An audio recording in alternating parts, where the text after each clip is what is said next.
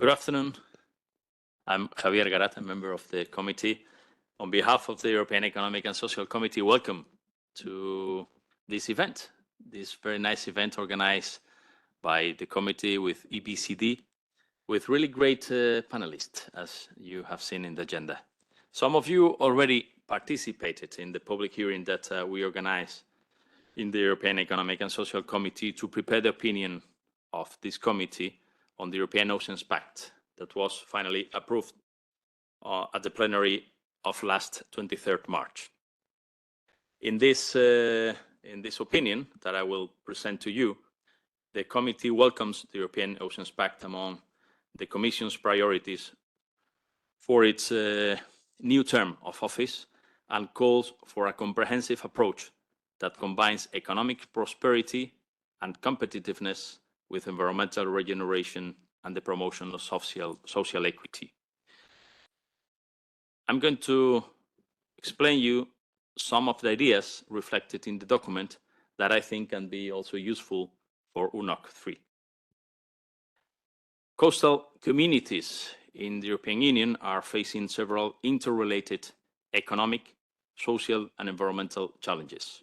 Recent years have been marked by major shocks to our industries and markets caused by events such as COVID-19, Brexit, Russia's invasion of Ukraine, and extreme weather events triggered by climate change. This has led not only to increases in energy and commodity prices, but also to widespread inflation. Furthermore, it has disrupted maritime routes due to trade restrictions and has caused supply chains bottlenecks. Those challenges have placed a strain on the blue economy. Despite these challenges, projections highlight the potential for economic stabilization and recovery driven by lower energy prices and lower inflation. In this context, European Union industry has faced not only global pandemics and geopolitical crises, but also a growing internal regulatory burden. Increasing restrictions and red tape have seriously affected companies' competitiveness and economic sustainability. In terms of social challenges, many coastal areas are suffering from demographic problems, such as aging population and youth migration, often due to a lack of local opportunities.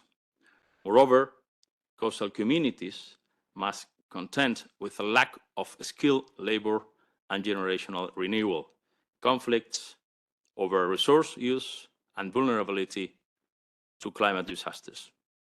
To address these challenges, social inclusion must be boosted and equity ensured in access to resources and services. We need to improve working conditions in the blue economy with a view to making these sectors more attractive. In terms of environmental challenges, it is of the utmost importance to keep seas productive and preserve natural resources such as fishing grounds and clean coasts to ensure economic prosperity and protect health, both now and for future generations. In addition, Europe's oceans are our best allies in the fight against climate change.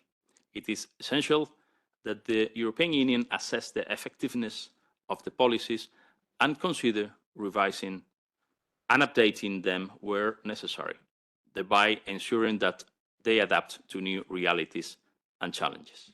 This is the case also of the common fisheries policy. So to face these challenges, we need to promote a sustainable and competitive blue economy, including fisheries and aquaculture, maintain healthy, resilient and productive ocean, and work on a comprehensive agenda for marine knowledge, research, innovation and investment. We need a real balance between biodiversity conservation, sustainable use of natural resources, and food security. The opinion makes some proposals to face these challenges. When we talk about promoting resilient and productive oceans, we say that we need support for the competitiveness and sustainable growth of the blue economy through investment and innovation in climate neutrality technologies, ecosystem health, and a just transition. There is a need for an urgent process of legislative simplification and reduction in red tape of at least 25% for businesses and 35% for small and medium enterprises. This is something that is already in the mission letters of von der Leyen to the commissioners. Investment and innovation in maritime industries. The European Union should propose measures to attract private investment and boost the competitiveness and development of businesses. The European Union should encourage the creation of blue economy innovation hubs, promoting cooperation between research institutions, businesses, and policymakers. An European Union strategic autonomy in key areas such as food, energy, and transport. The European Union should boost its capacity to produce its own resources and reduce dependency on external suppliers. Fostering local innovation in these areas is crucial to ensuring the independence and resilience of global challenges. It is also necessary to improve and protect internal infrastructures and adopt policies that consider food sovereignty as well as social and economic factors for businesses. In this sense, we need to develop an European Union action plan for blue food by 2026 to incorporate blue food into food and consumption policies and strategies. This will, in turn, promote healthy diets with a low carbon footprint in the European Union. Policies and controls on import on unsustainable seafood should be strengthened, as this adversely affects fish stocks and undermine the level playing field for European fishers. Creation of an industrial alliance for blue economy value chains. We, as committee, recommend the European Commission to establish an industrial alliance covering the entire blue economy blue chain with a view to making the sector more competitive and adopting a comprehensive overview. Decarbonization of blue economy. All sectors of the maritime and blue economy depend on ships, depend on vessels. Advanced maritime technologies and resilient local and short industrial supply chains are needed. The same applies to underwater infrastructure such as cables. The European Union should strengthen Europe's maritime industrial capacities, communication networks, and supply chains. The maritime sector should be seen as an essential part of any European Union policy to support sustainable ocean management and unlock the full potential of the blue economy. We welcome the Energy Transition Partnership for Fisheries and Aquaculture launched by the European Commission in 2024. This provides a great opportunity for the chain to work together on a plan to renew and modernize the European Union fishing fleet based on a sustainable and efficient business model. We also advocate promoting and investing in cutting-edge technologies such as tidal and wave energy. These devices are smaller than wind turbines, reducing both marine space needed and their ecological footprint, with the potential to generate up to 10% of the European Union's electricity. As they occupy small marine areas that are not usually used by other human activities because of how much water movement there is, they are more compatible with fishing.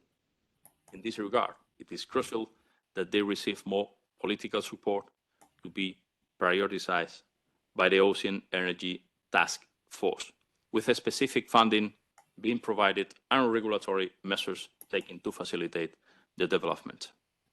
When we talk about access to funding, we call for more grants and investments in infrastructures and technologies to promote innovation and entrepreneurship and empower coastal communities to thrive. We call for European Union emissions trading system, ETS, revenues to be used for the energy transition, encouraging the development of innovative fuels and projects in the European Union. Concerning the evaluation and possible reform of the common fisheries policy, we can recognize that the current common fisheries policy has helped improve fish stocks management.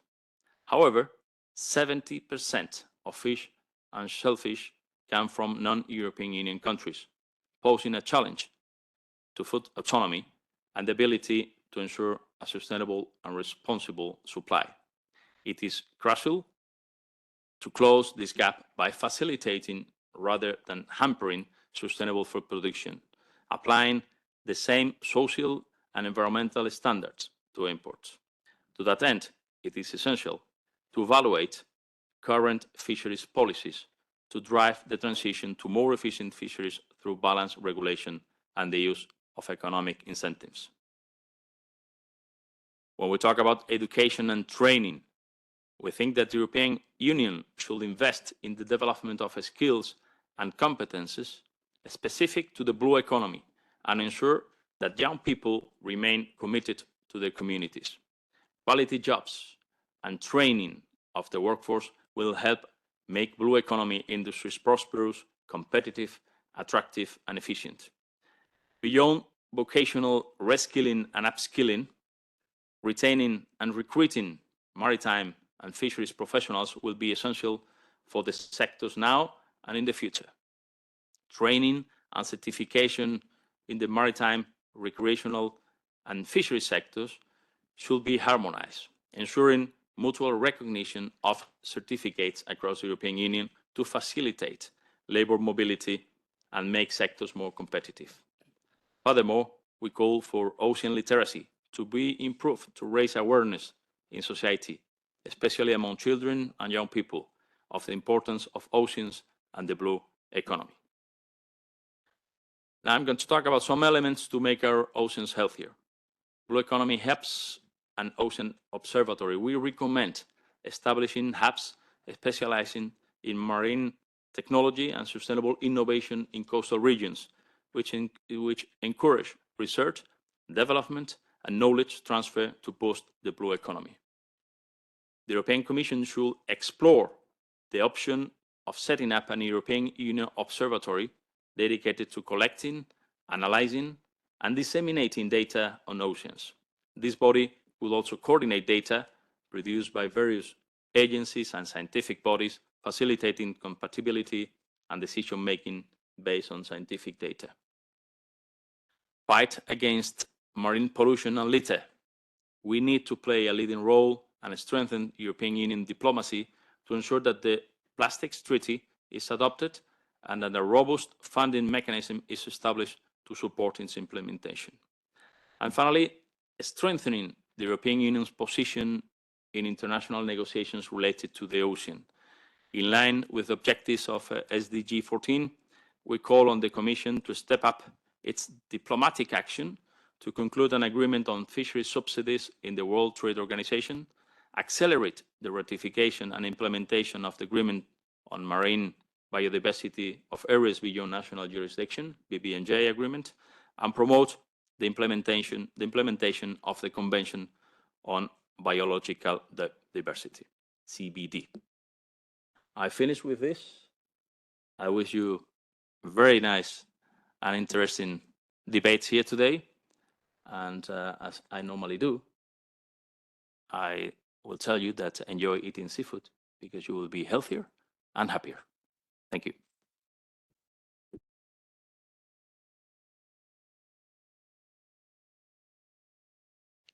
Good afternoon, and thank you very much, Mr. Garat, for your opening remarks. I'd also like to welcome everyone today on behalf of EBCD, the European Bureau for Conservation and Development. Thank you very much for joining such an important discussion on the road to Nice. I think we had more than 130 people registered. I know that lots of people are following us online as well, so thank you very much for taking the time. For such an event. I think it's been about time, as we're also set to sail for Nice, for France, for UNOC 3. Javier mentioned all those relevant challenges that we are facing, from coastal communities challenges, environmental challenges. They need to keep our seas healthy, but also productive. growing regulatory burden, social challenges, and of course, when we look into solutions, we need more ocean science. We need to bring everybody together. This is essentially reflecting our vision also behind today's event. We need partnerships, access to funding, promotion of innovation of technology. We couldn't agree more with these points mentioned previously by Mr. Garat as well. And of course, we very much welcome ESC's call for action when it comes to the action plan on blue foods. Now, of course, UNOC 3 presents a key opportunity for the global community to unite our efforts when we are to address the sustainability of our ocean.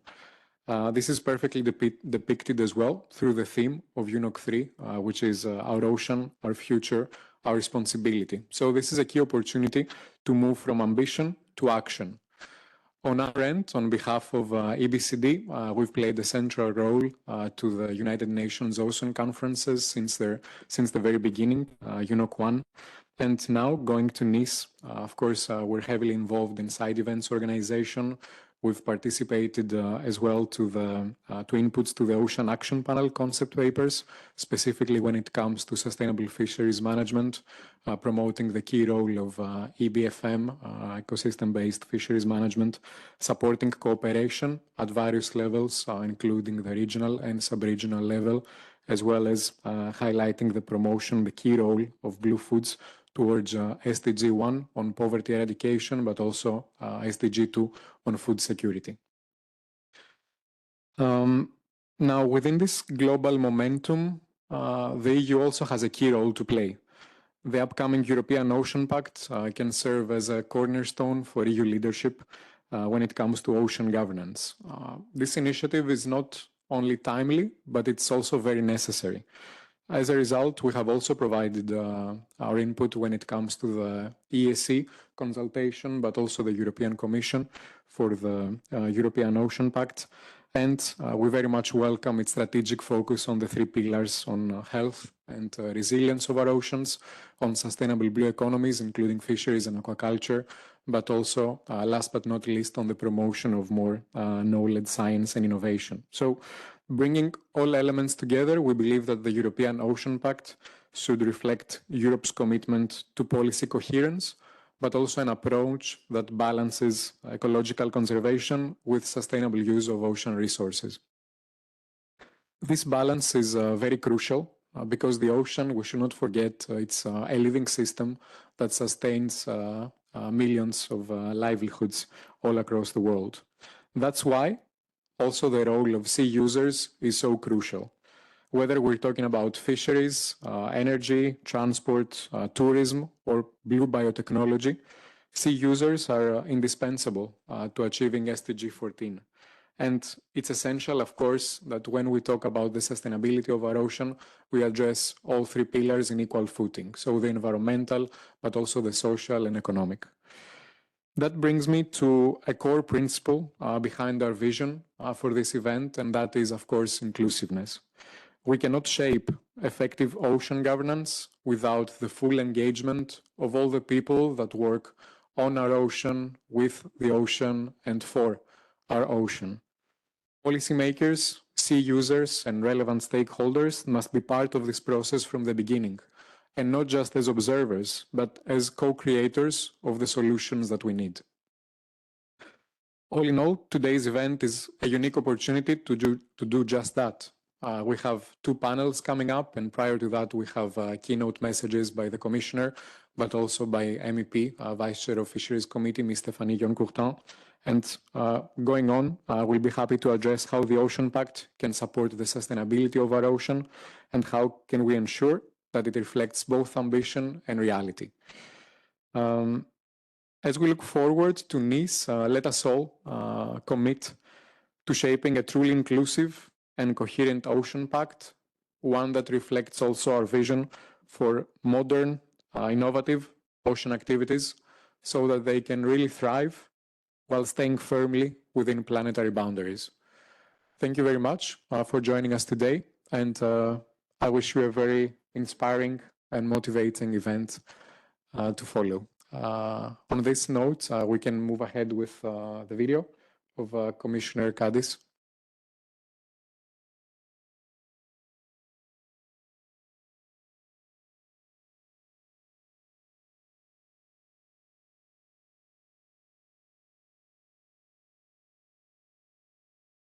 Ladies and gentlemen, it is my pleasure to address today's event of the European Bureau for Conservation and Development at the European Economic and Social Committee, entitled On the Road to UNOC 3, How Can the Upcoming European Ocean Pact Advance Ocean Sustainability? Thank you for the opportunity to address you via this video, as I regret not to be with you in person. The question of today's event is very pertinent. 2025 is another important year for the ocean. There are only 5 years left to achieve the Sustainable Development Goals, and we are very far from reaching our targets. The third United Nations Ocean Conference in June offers a unique platform to express our common determination to tackle the triple crisis we are facing through bold and joint action. If we want UNOC 3 to be impactful and a game changer in the way we treat and interact with the ocean, we must intensify our efforts. The European Union has clear priorities.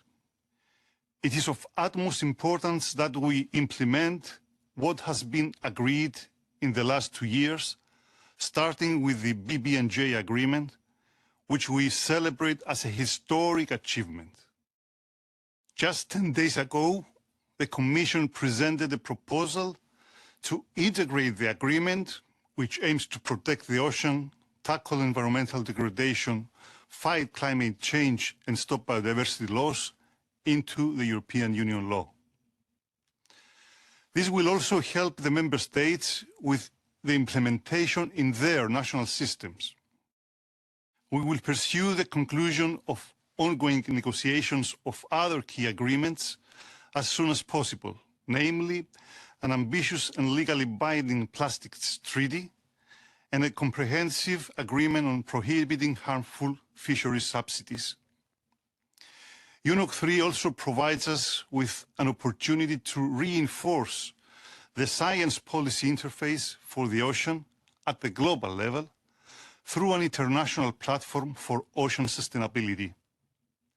But most importantly, in the context of UNOC 3, the Commission will present the European Ocean Pact, which aims to provide coherence across all ocean-related policy areas and a governance framework to ensure its implementation. The Ocean Pact will address both current and emerging challenges.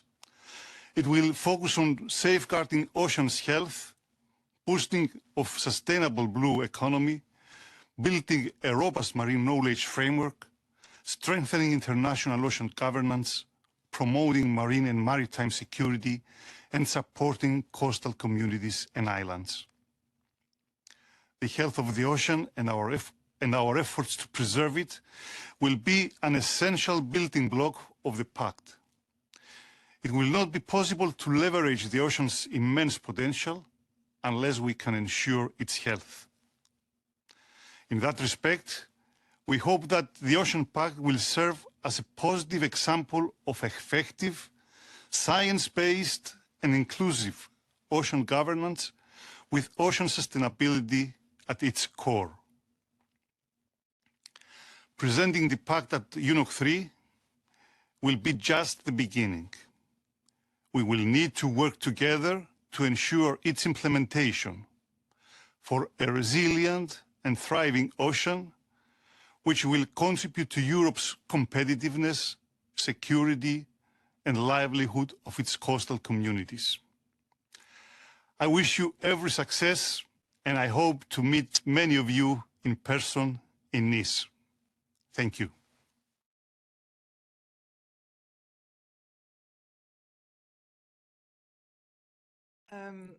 I realized that the sound is not super loud in the room. So if you want the full experience, maybe you can put your headset for the moment and then we will fix it. Voilà.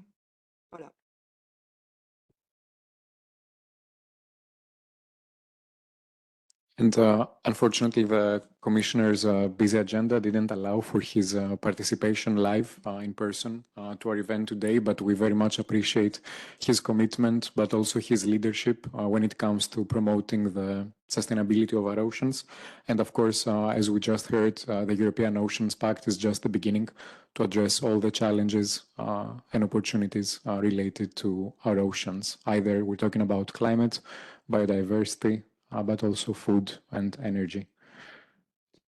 Our next speaker is a member from the European Parliament, Vice Chair of the Fisheries Committee, Ms. Stéphanie Yoncourtan. She's unfortunately not able to join us in person as well. It's a very busy plenary week. The MEPs are in Strasbourg, but Ms. Yoncourtan has shared her opening remarks with us today, so we can move seamlessly to that.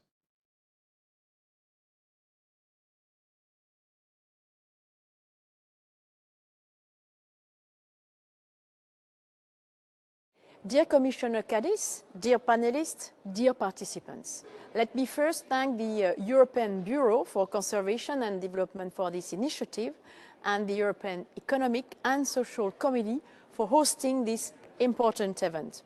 I would like to apologize for not being able to attend in person, as I am today in Strasbourg for the European Parliament plenary session. So thank you for giving me the opportunity to say a few words. Today's discussion takes place at a critical moment. We are only 1 month away from the presentation of the European Ocean Pact and the third United Nations Ocean Conference in France. So this is now or never. We have to say what we expect from these two major initiatives for the ocean and the regions and professionals who depend on it. As you know, the European Parliament has been pushing for it since last mandate with my group, Renew Europe. We were the first ones to advocate for a blue deal, and this ambition is about to become reality with the European Oceans Pact. Last March, we have adopted our Renew Europe position paper, which I have initiated to set out our vision and proposals for the Oceans Pact. And it's very clear that the pact must bring what we have always lacked at the EU level, a coordinated, holistic and coherent approach towards ocean and maritime policies. On the content, we must not have any taboo. The European Commission should put forward legislative and non-legislative proposals where needed. With Renew Europe, we are calling for a European strategy for vessels decarbonization, an action plan on source-to-sea pollution, a green ports initiative, or a strategic dialogue on fisheries and aquaculture. But most of the time, the problem is not the lack of legislation, the issue is poor implementation. So the pact should have a strong focus on the implementation and coordination of the current framework. And in that sense, I think it's very important that the European Commission propose an implementation mechanism so the Oceans Pact does not end up as a single communication paper, which will remain in our office drawers. And this is where we need to push for a clear and binding roadmap to involve the sea users and all the relevant stakeholders in shaping ocean governance and the Oceans Pact. As Vice Chair of the Committee on Fisheries at the European Parliament, I'm calling the Commission to fully integrate fisheries and aquaculture in the Ocean Pact and to take into account the challenges of these sectors as well as the key role of the EU seafood production in building our strategic autonomy. Once again, we should recall that one cannot deal with maritime transport without the shipping companies, that one cannot deal with fisheries without the fishers. The Oceans Pact will therefore not succeed without sea users, sea professionals, and coastal regions on board. In the current geopolitical context, we also have to grasp the international momentum on ocean. At a time when some of our international partners are turning away from science and the ocean, When Trump administration priority is to accelerate deep seabed mining, the EU needs to use its Ocean Pact to take the leadership again in ocean diplomacy. During the UNOC, the EU will have to push for new commitments together with third countries to improve the ocean governance, the sustainable use of resources, and the fight against EU fishing. As a member of the European Parliament, I will be in Nice to support this dynamic, and on the road to UNOC, we have to remain determined in our ambitions. We want a healthy ocean for our biodiversity, we want a profitable ocean for our blue economies, and we want a safer ocean to protect our interests. This message is as clear as ocean water should be. With the Oceans Pact, Europe must become the captain of our international vessel for saving the ocean.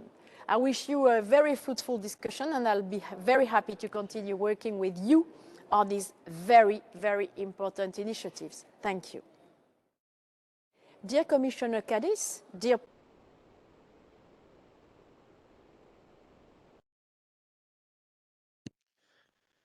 Thank you very much also to MEP Ms. Stéphanie Yoncourtin. Indeed, it's now or never to turn our vision to reality.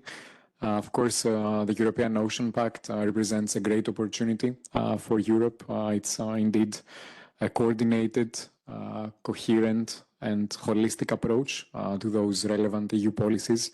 And thanks also to MEP Yoncourtin for highlighting the importance of science in these efforts, the key role of EU leadership in ocean governance, tackling IUU, highlighting the important role of promoting the sustainable use of resources, and all in all, involving sea users in co-creating those solutions. And essentially, this is also what we plan on doing through this event, through the two panels to follow. And maybe on this note, I pass the floor to my colleague, Ms. Alexandra Philippe, who will be moderating the first discussion. Thank you, Ilias. If the panelists can come here, and I thank Javier Garate and Ilias Campas for their keynote.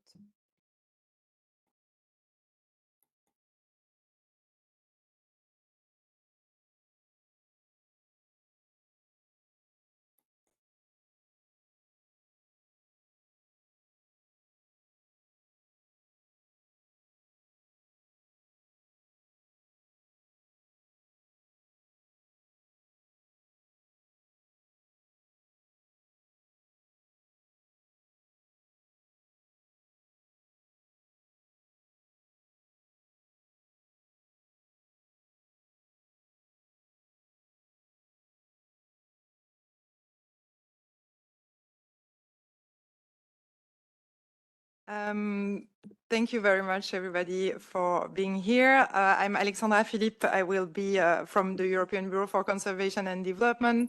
I will be moderating this first panel on how to conciliate conservation and sustainable use of the ocean to achieve SDG 14 through the Ocean Pact. I think as the keynote speaker have said, we are approaching UNOC 3, and this question is very important because we need to make sure that these two aspects are balanced. And therefore, this panel will explore how the Ocean Pact can provide a platform to align conservation and sustainable use across key ocean sectors, taking as the footprint of the Kunming-Montreal Global Biodiversity Framework. The idea now is that Mark Dikikolas, Fisheries Expert Group from IUCN chair, explains a little bit what is the GBF, Global Biodiversity Framework, to see how we can be translating in the Ocean Pact the same kind of systems of really like a comprehensive package of different 23 targets that focusing on reducing threats while meeting people's needs within planetary boundaries. So this discussion will bring in view the views from fisheries, shipbuilding, and shipping that are all vital to ocean-based economies and innovation, and look at how each sector can contribute to a shared ocean vision. So for that, I have Christophe Tidgat, who is Secretary General of Sea Europe. Thank you for being here. Rosalie Tucker, that is EU Policy Advisor at Europesh. Beatrice Gores, Coordinator at Coalition for Fair Fisheries Arrangements, CFFA. And Luisa Puccio, Senior Director, Shipping Policy and Communication at European Ship Owners, EXA. I'm really honored to be your moderator. But first, to give a bit, to set the scene, we have Mark Dikikolas online that will give his presentation. So if we can put Mark and his presentation on the screen, it would be great. So, Mark, do you hear us? I hear you. Can you hear me? Yeah, we can hear you.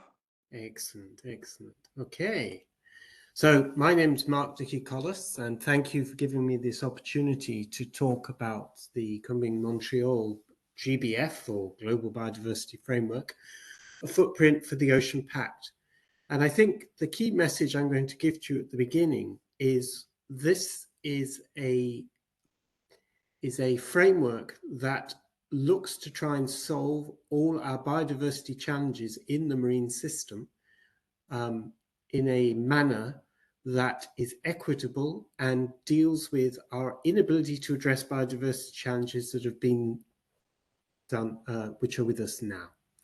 So my name is Mark Dikikolas. I'm the chair of the Fisheries Expert Group of IUCN, and I have a few other roles, including working with the Marine Biological Association in the UK, and I'm linked to D2 Aqua in Denmark. Next slide. So Commissioner Caddy's already highlighted, and all of you, I'm sure, are well aware of the elements in the Ocean Pact. I'm seeing grey squares on my slides. Is this just my view, or is that what's happening everywhere? Oh, it's gone now. That's good. So we have the Ocean Pact. It has the 3 pillars: healthy and resilient seas, sustainable blue economy, and knowledge and innovation. And this is the real basis of ecosystem approach, of course, because it is about protecting the ecosystem. It's about ensuring that the seas are there for future generations and exploited within the planetary boundaries. But it is also about having a sustainable blue economy and resilient coastal communities, and also a society that values its seas. And all of that can only be dealt with if you have knowledge and innovation occurring at the same time, because the system is always changing. And it's crucial to keep understanding and learning from that understanding how we best manage our marine environment, whether it be for fisheries, whether it be for renewable energy, whether it be for maritime or tourism, etc. And the Ocean Pact covers areas, and I've paraphrased them here: ocean governance, and Commissioner Cadiz also mentioned all of these: decarbonisation and innovation, coastal communities, scientific data and knowledge again, ocean governance and diplomacy, and defence and maritime security. Next slide. So what is the Global Biodiversity Framework? It was signed with a great deal of shouting and hooray in 2022, December 2022, and it's been adopted by 196 parties to the Convention on Biological Diversity.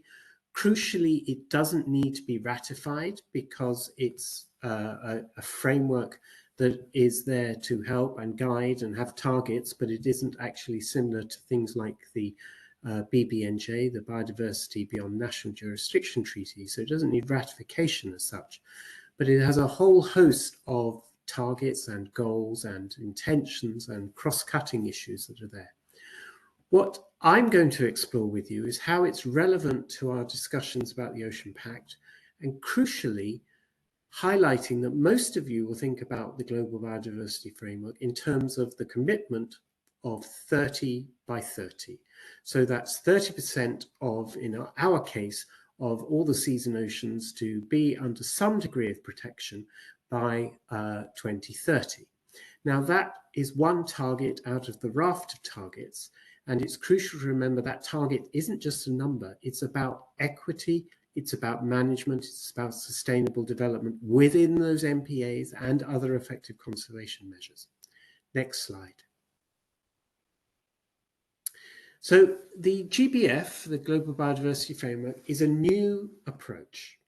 We previously had the ACHI targets, which we spectacularly as a world failed to achieve. We sat there and watched, and the countries were all signed up to these targets, and we made no progress. So I think the GBF has realized quite appropriately and necessarily that we need to change how we deal with our conservation and biodiversity challenges. We need to make a difference. We need to protect our oceans, but we need to do that in partnership with communities, with people. We need to listen and understand why we failed with the ACHI targets. So the new approach is to protect, to prosper, to share and invest. And all of those elements are very important. The GBF is about reversing the trajectory of biodiversity loss. It's about transforming biodiversity conservation into a positive force that requires innovative and focused approach. Collective engagement, that's crucial, collective engagement. We can't just tell people what to do, we have to engage with them. And substantial financing to overcome historical challenges that hinder nature conservation. We have to change the story, we have to change the narrative. We want to conserve our ecosystems, we want to conserve our biodiversity and our habitats, but it's crucial that we do that with successful mechanisms that make a long-term change. Next slide. So crucially, with the GBF, which is done under Convention on Biological Biodiversity, and I think all European nations have signed it, and in fact all nations on the European continent, I think, have signed up to it. The biodiversity framework is about protecting and benefiting, is about biodiversity protection, and it's about benefiting people. There are a number of elements. It's not just protect biodiversity, it's also about understanding how biodiversity benefits people. And the first two elements I'd like to talk about in the marine context is there's a host of targets which are about reducing the threats on biodiversity. And in the marine context, these cover things like marine spatial planning, restoration, 30 by 30, that includes marine protected areas and other effective conservation measures. It's about endangered, protected, threatened species. It's about sustainable fish species, invasive species, pollution and climate change. So we've got that, what you would recognize as classic biodiversity issues, and many of us who campaign on biodiversity used to sit there and campaign on just these issues, and often we failed. And the reason is we need to look over the other side of the slide, meeting people's needs. We need to understand what drives people using the ecosystem, using our planet in a manner that is destructive, and we need to make sure that they use our planet, or we use our planet in a way which is positive. So another host of the targets in the GBF is about meeting people's needs, fish contributions to society in the marine field, sustainable areas managed for fisheries, that is in the GBF, sustainable areas managed for fisheries. So you have 30 by 30, but you also have about the need to sustainably manage areas for fisheries. Enhance nature's contribution to people and blue spaces. Next slide, please. And those of you who know me know that my background is ecosystem-based fisheries management and ecosystem-based management. And so much of what we see in the GBF targets, and there are 23 of them, relate very well to ecosystem, unsurprisingly, ecosystem-based management. And the Oceans Pact, the EU Oceans Pact, recognizes those elements as well. And that's where we need to start building the links. And that's why I'm showing you that what I think the GBF is appropriate in terms of how we think about the Ocean Pact or elements of the Ocean Pact. So of these 23 targets, and I'm not going to read through all 23, but I've clumped them so you know roughly what we're talking about. We have biodiversity for ecosystem services, and we have 5 targets there. We have conservation and restoration, we have 4 targets. We have sustainable use, Climate change, one target, but we all know that climate change is central to how we look forward to building resilient communities around Europe. We have institutional change and transformation. We have the scale of management. One key part of ecosystem-based management is you should always manage your challenges and your activities and your pressures at the most appropriate, probably devolved scale. And that is in the Global Biodiversity Framework. You have a safe environment. And then you have, of course, my bread and butter, because that's my background as well, knowledge and capacity building, as we provide the evidence into policy. And I tend to call it evidence-informed decision-making. Next slide.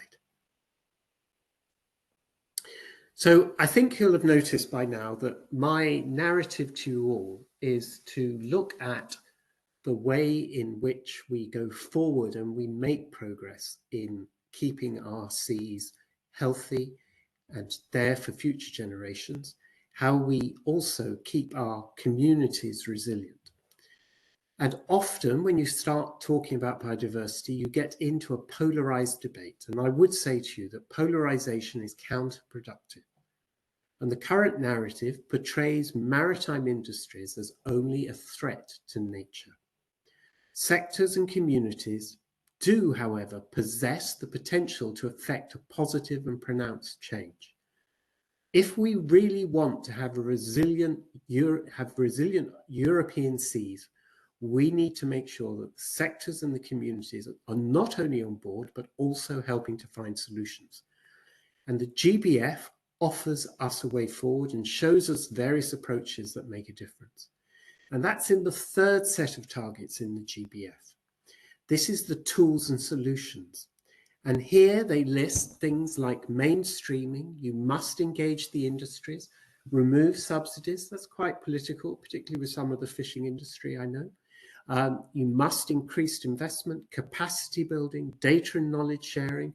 I'm a great proponent for data and knowledge sharing as adding value to all of our communities and all people engaged in our ocean social ecological system. Participation and devolved governance and gender action. Those are all written in as targets into the Global Biodiversity Framework. Next slide. So the GBF footprint, is it really a footprint for the Ocean Pact? I would say yes, there are elements which are not covered by the GBF, such as the security and maritime safety. But beyond that, I think there are elements you really should take a look at. By integrating, the GBF integrates targets, by integrating targets into EU policies via the Ocean Pact, the focus will not only be on reducing threats, but also on meeting people's needs.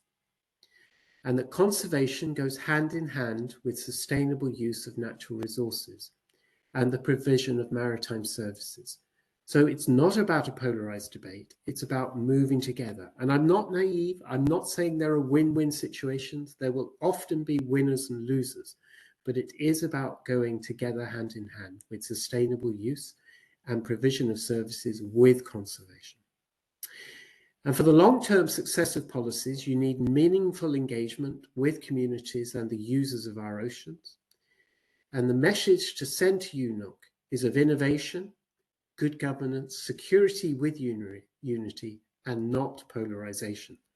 And I have found in my conversations with many of you working on building and contributing to the Ocean Pact and also other policies such as the MSFD, such as the Birds of Habitat Directive, such as the Common Fisheries Policy, that working together and not polarization make it more successful. So thank you very much for your time and giving me again this opportunity to contribute to the debate here. And thank you to EBCD, of course, for putting this all together.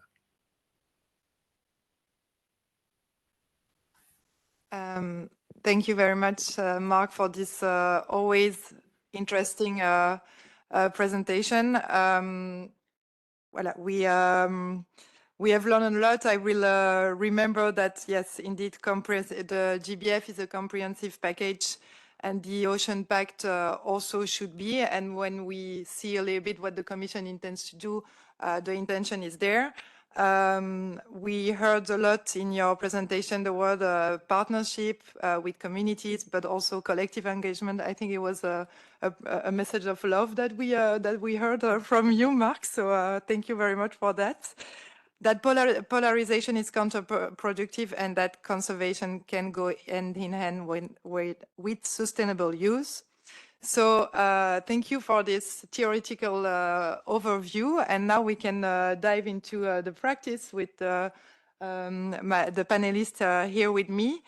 So the idea here is to hear from the people also on the ground, how they can really see how this kind of theories and how this philosophy can enter into force. And of course, we see that UNOC 3 is coming, so it is all connected. So my first question to all the panelists, it would be to ask you from your sector's perspective, what does reconciling conservation and sustainable use mean in practice? Don't hesitate to react to the presentation that is here now. And also don't hesitate to speak to one another if you want to react to what somebody, the less I have to do, the better I will be. So don't worry about this. And yes, so there you go. We can maybe, who wants to start? If you want me to point someone. Rosalie, allez, you've been assigned. Thank you very much for having me here. I want to say, first of all, that indeed, as we heard from Mark, that when we talk about the oceans, it's often about biodiversity and conservation and protection, but it's also about strategic resources. So we have food, we have energy, we have trade, security, innovation, etc. that we talk about. And this conversation sometimes is left at the ideology part. So when you ask me what this means in practice, it's moving away from ideology and towards outcomes. So the goal isn't to stop fishing in our case, but to do it well. That means recognizing that the one cannot exist without the other, and that for us, sustainable fisheries management is actually conservation in action.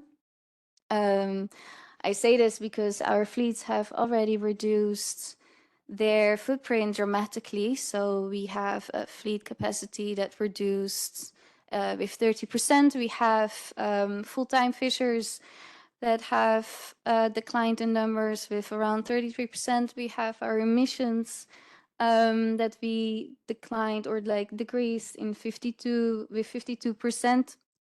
And on the other side, we have fish stocks, ever more fish stocks at marine sustainable yield, maximum sustainable yield at MSY. So I just wanted to mention first with this that we're proving that sustainability and use are not contradictory in this sense.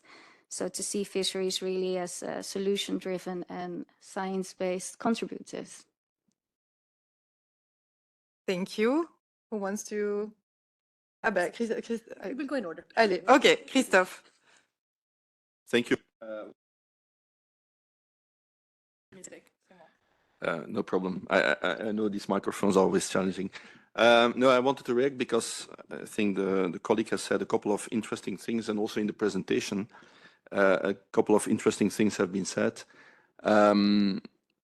Polarization, ideology or not, I think I couldn't agree more that perhaps this has been for too long a bit the narrative. And I'm actually very pleased that now sea users, or those that are producing for the sea users, are all now part of the debate. And I couldn't agree more that we will only be able to achieve something when we can work together. And this is also the way we see it in Sea Europe, where we represent the voice of the shipyards and the maritime equipment manufacturers, which are actually those that are building the ships and the platforms for all type of users, be it commercial, be it military, and also build or produce all the type of systems that you need on board of a vessel or platform in order to transport people, transport goods, or explore and exploit the blue economy activities.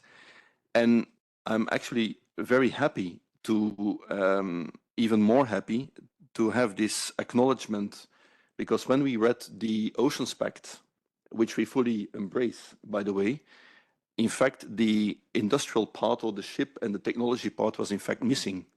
So the fact that now, a couple of months later, we are having this acknowledgement is a very important step forward. And I'm no doubt that we will come back on that a bit later. But one of the proposals that we have put forward in Sea Europe as part of the European Oceans Pact is the so-called Industrial Alliance. And that has to do with creating a governance framework platform where all the stakeholders and the politicians can sit together and talk about what we need for healthy oceans, and where we can try to marry the environmental considerations with the industrial considerations. Whether it's going to be a win-lose or a win-win, I'm pretty sure that if we work together, it may turn out to be more a win-win than a win-lose. But I think we need that platform, and the fact that now we are here to have this debate can only be but welcomed. Thank you. So we go in order. Béatrice. Ça marche? Ça marche? Ouais. Okay. So I'm working with small-scale fishing communities from Africa mainly, Asia as well, Latin America, and they're all preparing to go to UNOC. So they are very busy and they are trying to have a single message.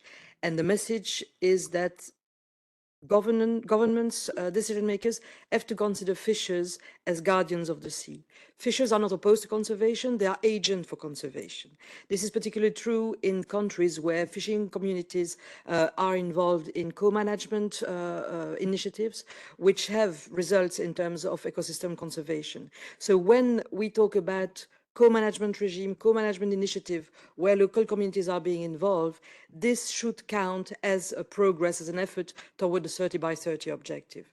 That's a message that they have had successfully taken up by a group of governments, the Organization of African, Caribbean, Pacific Governments. So these governments have already agreed that this is the way to go. And we hope that in the UNOC, the European Union, through the European Ocean Pact, will follow suit and will support this kind of approach. I have 2 minutes? Okay. So I wanted to react on a couple of things that have been said. Javier talked about one of the proposals that the ESC made about having an observatory. I think this is really very important. And one of the things I think would be important to do is to observe what are the cumulative impacts of all the human activities on biodiversity, but also on fishing communities and on coastal communities, which means that not only environmental impact assessment should be made, but also social impact assessment, which would look at the whole cumulative impacts of all these activities and also see, for example, or integrate the issue of food security. What is the impact of these kind of all ocean activities on food security? I think this is important for Europe, but particularly also something to promote when we discuss with third countries. Also, in terms of polarization, it's true that it's great to go together, but when we say there will always be winners and losers, I think we have to address that. And I think one way to address that is that there should be, in maritime spatial planning, there should be enough space for coastal communities. And also there should be things like conflict resolution mechanism, because you can't have disadvantaged community being completely marginalized in this decision-making process.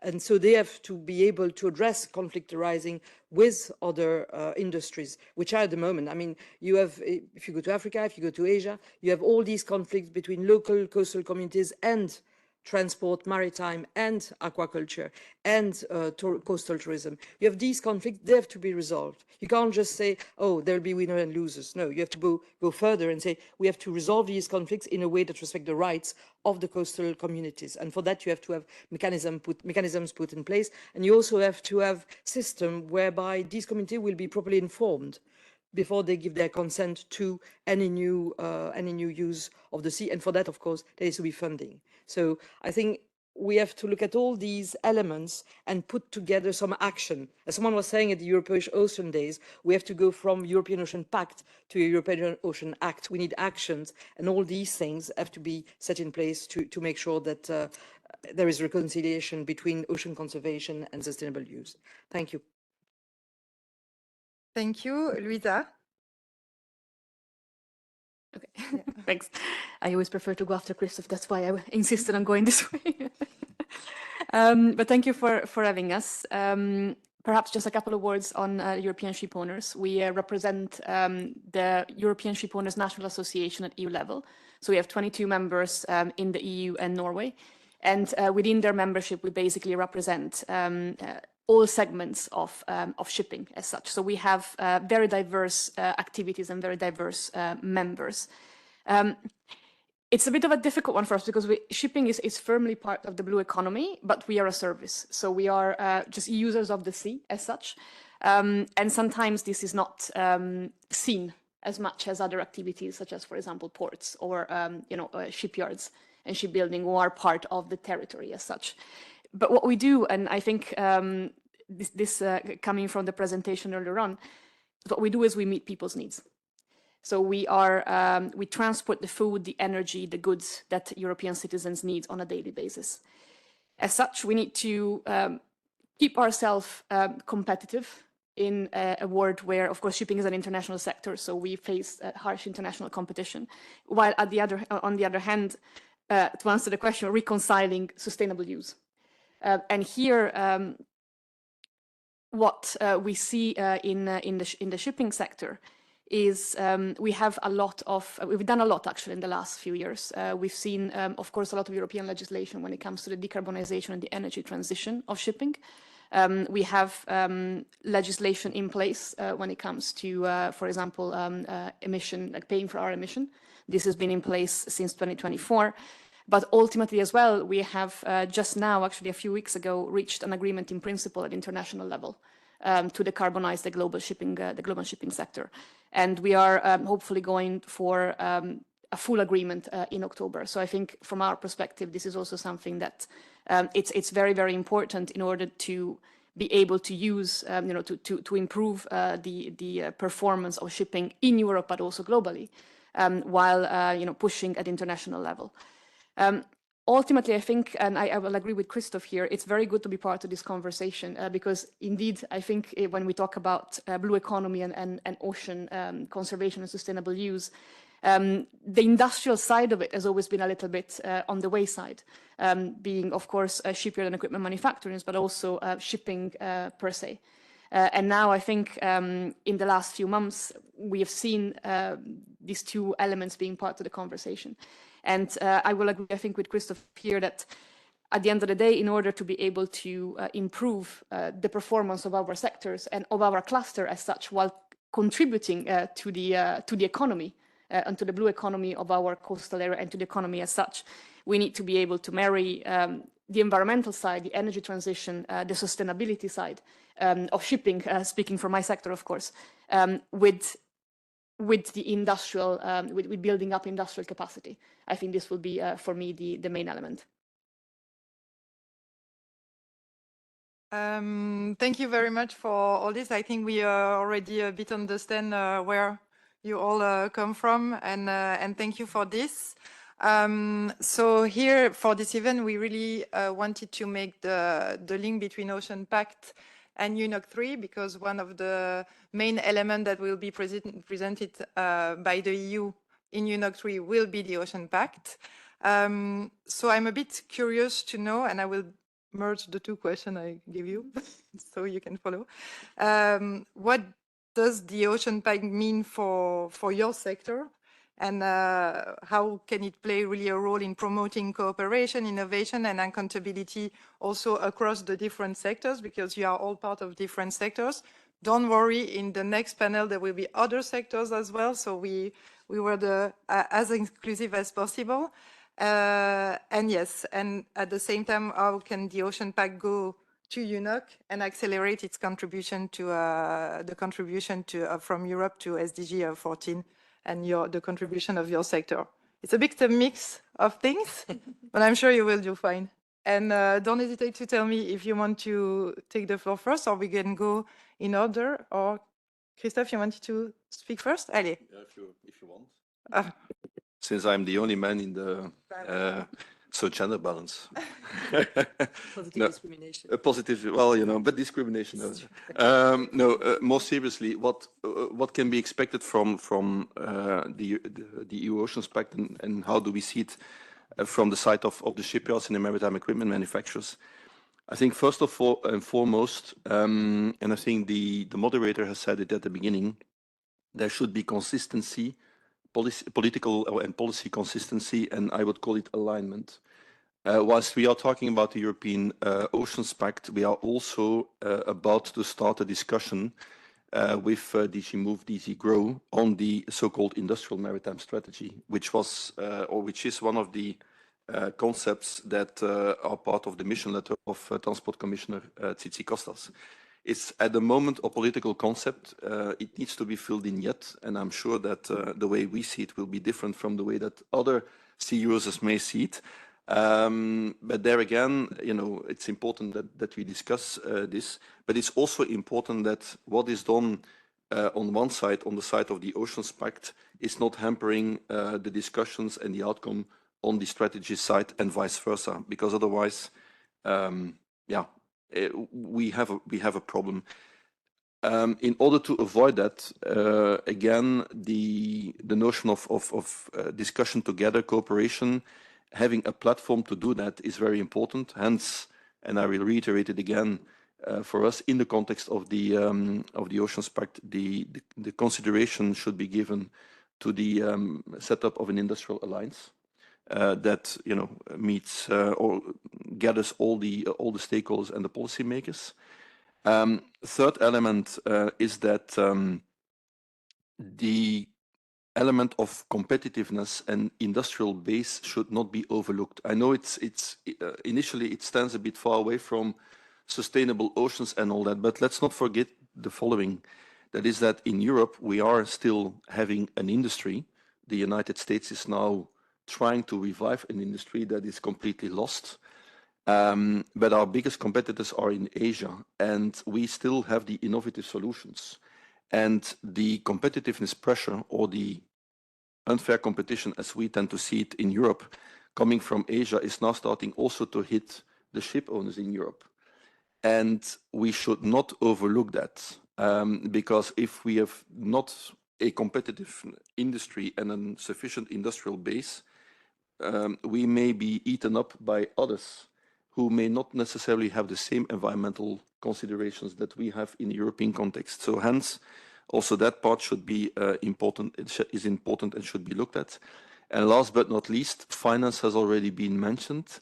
There are many aspects to finance, be it public finance or private finance, but finance is very important. All the investments that we need to make to decarbonize the shipping industry, to go to a more sustainable approach, it all costs money. Public money is available, not always used to the best of its ability for different reasons. So there is certainly room for improvement there. One of the things we had put forward recently, which is relevant for this debate, is the creation of what we call the European Blue Technology Fund. Actually, it's another name for the MFAF. Why? Because let's say the maritime component of that pot was not sufficiently used. So there's certainly room for improvement there, and there are other instruments that exist that certainly can be improved. But at the end of the day, public money is limited. We should not put all our eggs in the public money basket.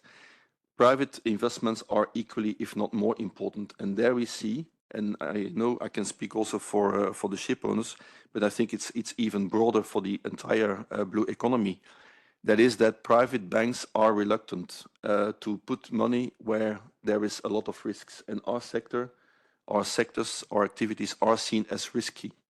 So we need to de-risk our investments so that also private and commercial banks get more appetite in supporting our investments.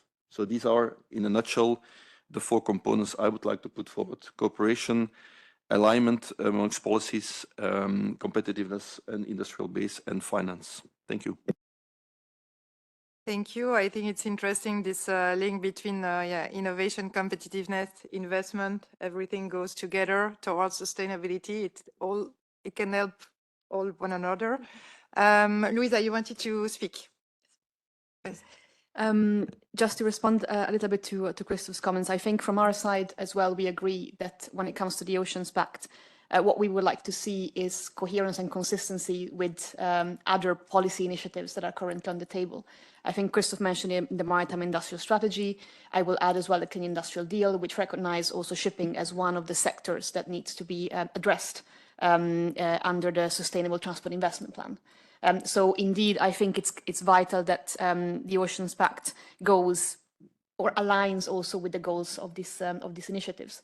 And this is because, as Christoph mentioned, the industrial base, be it the shipping and equipment manufacturers, but also the shipping industry per se, we are seen historic as maybe a competitor to or on the other side of the conservation aspects. But if you look at what also Christoph had just said, we have a lot of know-how. We still have the competitive edge when it comes to clean technologies in Europe. And this is something that for ship owners is extremely important because we have very stringent targets for the energy transition. And what we need is the clean technology and the clean fuels. And this is also something that will help not only our competitiveness, but also the health of the ocean and the environment at large. So what we've been advocating for as ship owners is, of course, to invest in clean technologies in Europe. We had very good ongoing dialogue with Sea Europe on this topic. We had a joint statement out a few weeks ago, specifically calling for this element to be included in the Clean Industrial Deal and the Maritime Industrial Strategy. On that, I will also add another part of the maritime cluster, which is not always seen as such, which is the fuel suppliers. This is something that for us is really a key priority to be able to meet our targets in the short, medium, and long term. We do not have the clean fuels we need to be able to meet our European and international targets. So this is for us as well an opportunity to build up the industrial base in Europe, to be able to produce the fuels and the clean tech, of course, that we need to be able to decarbonize. Finance, of course, and Christoph is a very good advocate, I think, for us as well on that one. But indeed, we are facing a lot of challenges as ship owners to access finance in Europe because indeed of the risk. Our assets are very long in lifespan, so they're seen as very risky, especially when it comes to investments in clean technologies, which are also, of course, being developed now. And therefore are seen as riskier from a banking perspective. An additional point here, which might come up later on, is skills. Because, of course, we are facing, on the one hand, a labor shortage. This is true at economic level, at EU level, but it is also particularly the case for the maritime sector. And then, of course, a skills shortage.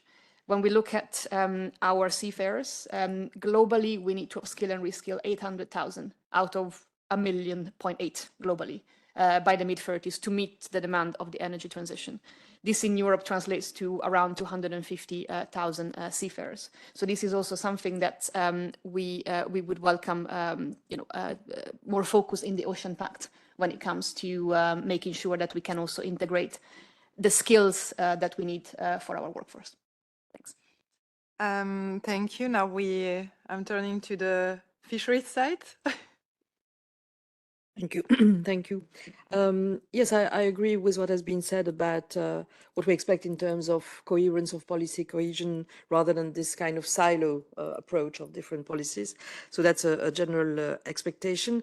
I'd like to say a few words about competitivity because I heard that, well, most industry, most sector would like a lightening of the administrative legislative burden on their sector. And that's, yes, that's understandable. But that can't be done through deregulation. So we need to uphold strong environmental and social standards in the EU, particularly if we want to be able to be credible to impose similar standards, for example, to imports like seafood imports, like Javier was mentioning. So I think it's a bit of a challenge there, how to maintain strong regulation. Maybe also there may be some legal gaps. If we look at all the policies all together, there may be some legal gaps that needs to be filled. So how to maintain this kind of strong regulatory framework, environmental, social standards, whilst lightening up the burden on the different sector. So I don't have the answer, but I think part of the answer may be in taking the decision at the right level. Taking the decision at the right level means taking it as close as possible of the people who are affected, of the sector that are affected. So that may be regional level, that may be more local level. So I think this devolution of decision-making process is something that can help, having some tailor-made solutions, tailor-made administrative demands on a sector.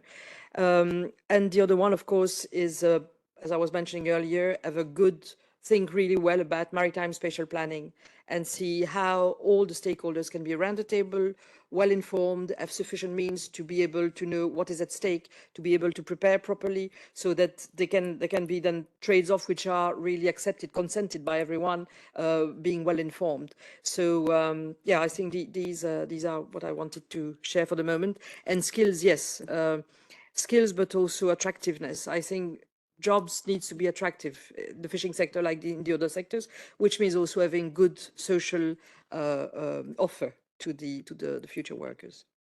Thanks. Rosalie? Thank you.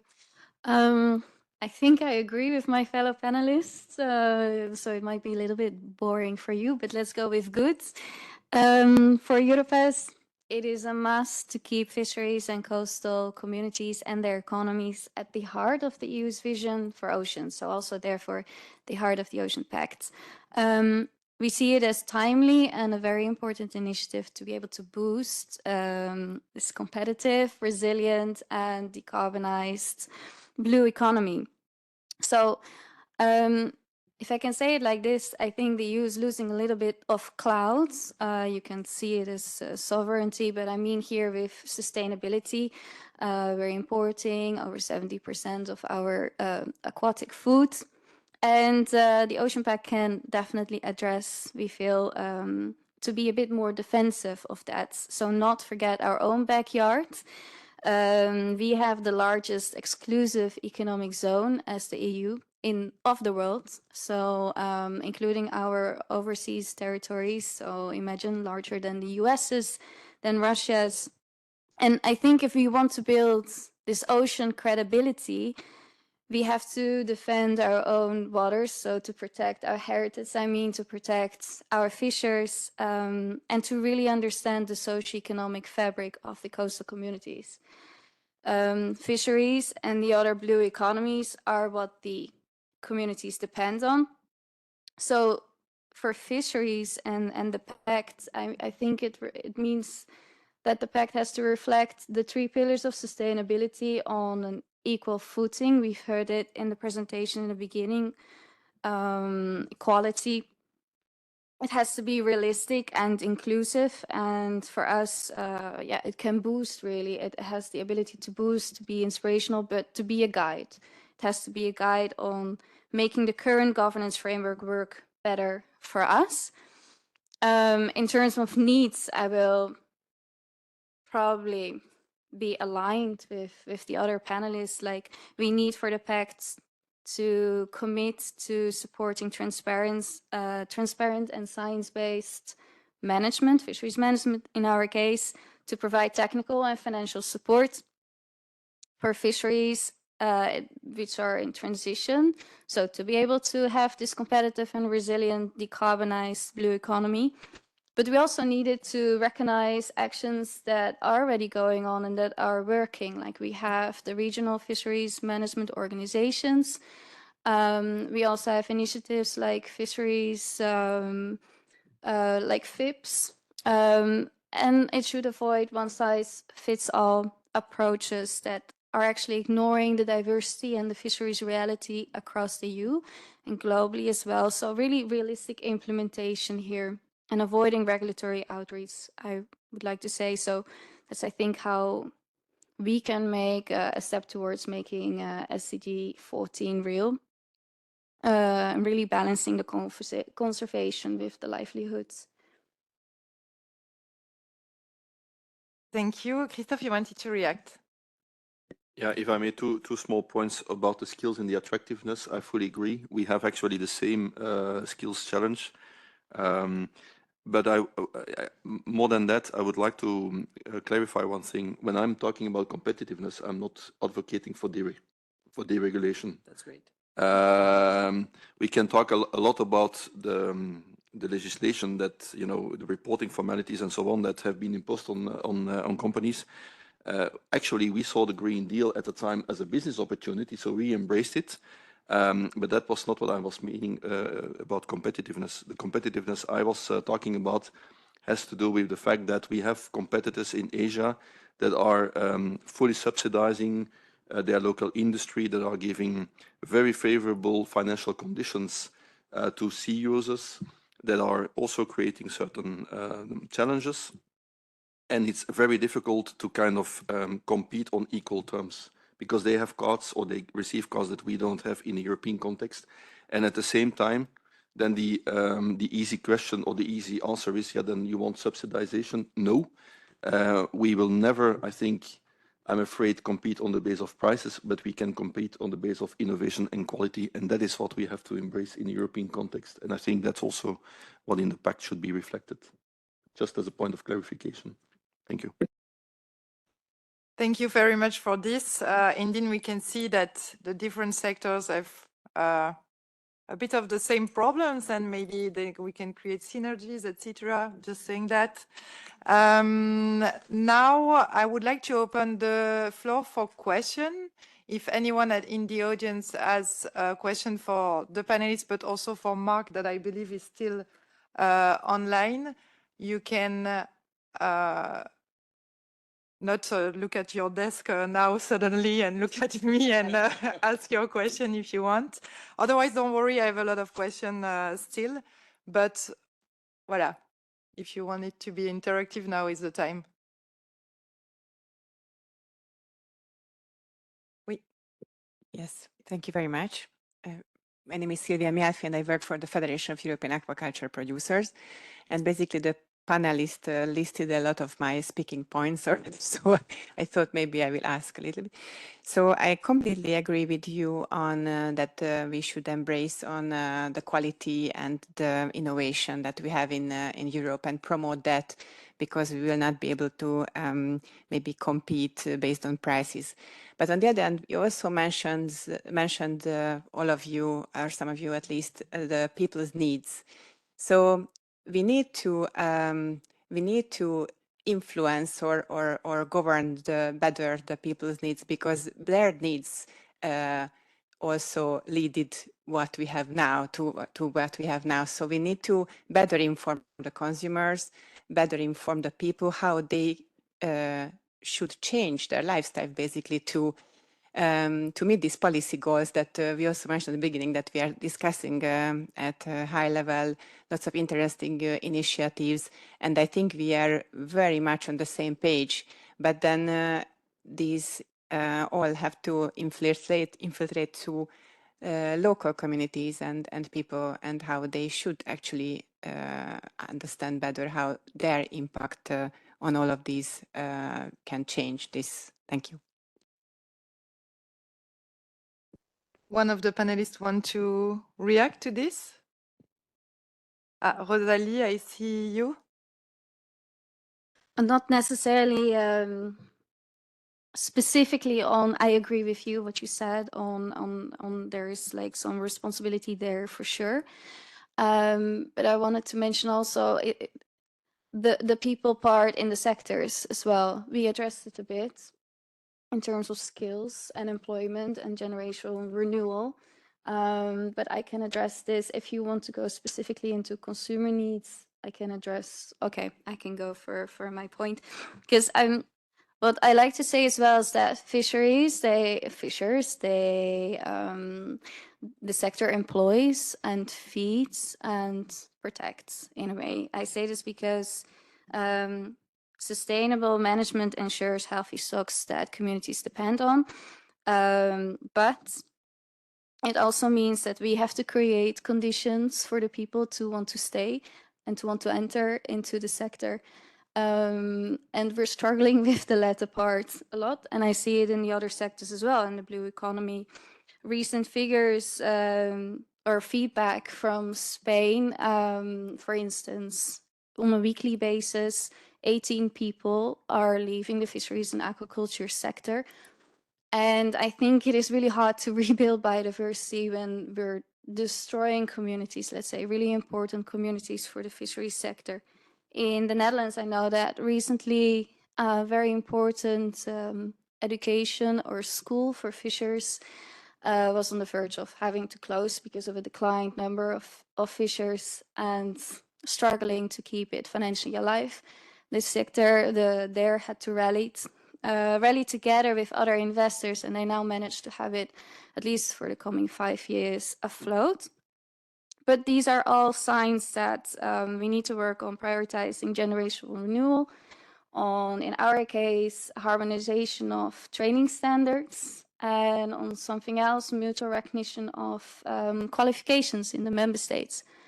I think a lot of us here have a degree or study in one thing or another, but maybe you wouldn't have wanted to study it if you couldn't go and live here in Belgium. I think a lot of us are not from Belgium, and use it as your profession, because maybe you had to do the study all over again. For fishers, this is unfortunately the case. It's not being recognized by a lot of the EU member states. So you cannot move around, which is, in this case, really important to uplift this issue. And also to put it in a more global perspective, because the skills and the employment, even if you don't necessarily agree that much on the people aspects, we do need it, because there is this, currently we are at 18% of global aquaculture and fisheries, protein production. And according to forecasts from the UN FAO, Food and Agriculture Organization, we have to be at 30% by 2050 to feed the global demand population. So then you can also see it like that the sectors, in this case aquaculture and fisheries, are essential. And that is just the people aspect I wanted to address, in addition to the consumer needs and responsibility. Yes. Thank you. I saw that Beatrice wanted to say something. Yes. Thanks. Yes, thank you for the question. In terms of when you talk about people's needs, I think I would make a difference between EU citizens or EU consumers' need and some of the rest of the world needs. When we talk at EU citizens or consumers' needs, I'm talking for the fisheries now. There was an interesting study a couple of years ago where there was a kind of opinion poll, if you like, at the entry of supermarkets, where people coming in the supermarket were asked, what do you want to buy in terms of fisheries product? And a lot of them were saying, well, we want to buy a good fisheries product which has come from sustainably sourced or sustainably produced, etc. And then the same people interviewed at the end, when they were coming out of the supermarket, most of them, what they had bought was the cheapest they could find. So I think there's people needs, but there's also this is influenced by different things, like what is being proposed by supermarkets. So importance or involve all the value chain in our reflection, including supermarkets, and also the pinch of the portemonnaie, the money they have to be able to pay. So how can we convince the value chain, supermarkets, but also the consumer that they have to be able to pay more to have better quality fish or better quality product? This is something that is not easy, because now with all the imports, cheap imports, we have to be able to address that. So that's a challenge. When we talk about the other part of the world, where I'm working particularly with West Africa, where we have fishing communities where it's not a question of kind of choosing between one food and the other. It's a question of having access to food. It's a question of being able to feed your family from the one day to the next. And for that, fish and fisheries product are really crucial, because they bring all sorts of, not only proteins, but all sorts of vitamins, amino acids, etc., which are irreplaceable at good price. And this is very important. And at the moment, this is being threatened in West Africa by the use which is made on these fish, which are now being shipped to Asia, to Turkey, to Norway, to make fish meal, for most of it for aquaculture. 80% of it goes to industrial aquaculture. So now we have to make a choice. We have conscious choice about choosing whether people in West Africa will be able to continue to eat fish and to be able to face a kind of food crisis that will arrive there, or to feed in industrial aquaculture, which then comes onto our plates. This is a choice as well, which we have to think about when we think about sustainability in terms of food production. Thanks. Thank you. No? Okay. Somebody else wants to ask a last question, and then we wrap up a little bit the debate. Yes. Hello, I'm Gaëlle O from the NGO Surfrider Foundation Europe. You all mentioned the fact that the ocean crisis is also hitting hard in terms of pollution, loss of biodiversity, or climate change. You actually all mentioned the fact that youth sector also very much depends on a healthy ocean. I was curious to hear from you which environmental policy measures you would welcome in the Oceans Pact. Where are you ready to make an extra effort from your sector beyond decarbonation, if possible? Thank you.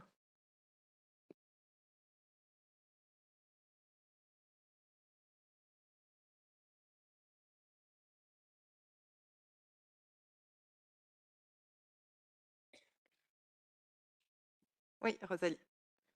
I have to think about it a bit because I think that, as I said before, for us, it's more like to see the Ocean Pact as a guide, because we have all this current framework, governance framework. We have a lot of environmental legislation there as well.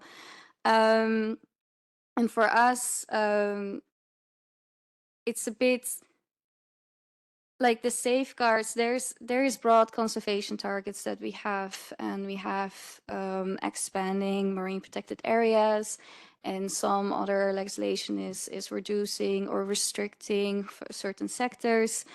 But I think that on the other side, it's not so much like in our case, Europe supports protection, but it is about doing it in a smart way and not in a symbolic way. I think you agree as well. There is some parks that are, for example, paper-based, but in our case, we mean you also know that there are certain ways of conservation or protection that are not the most efficient way implemented, that they work with the other sectors in the blue economy. It is a fact that we also have environment, biodiversity, but we also have energy and food and all the other aspects that have to coexist at a certain point in a positive way, hopefully.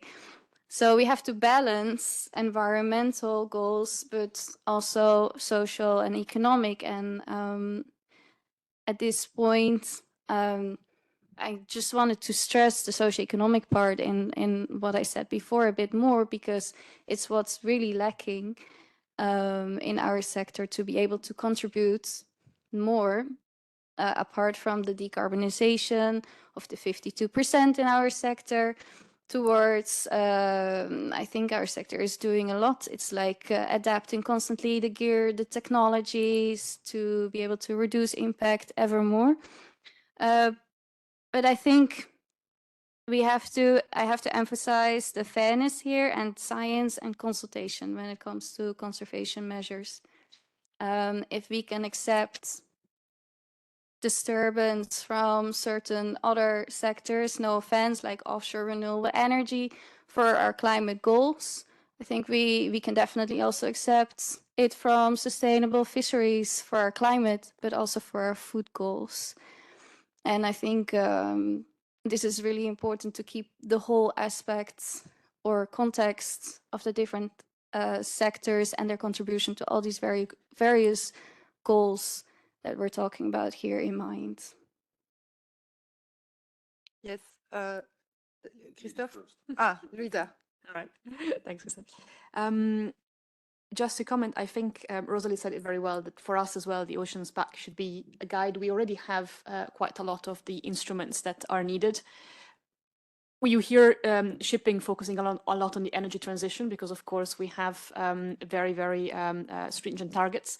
But of course, when it comes to, for example, measures against pollution, etc., we do have activities going on in Europe, and of course guidelines at international level.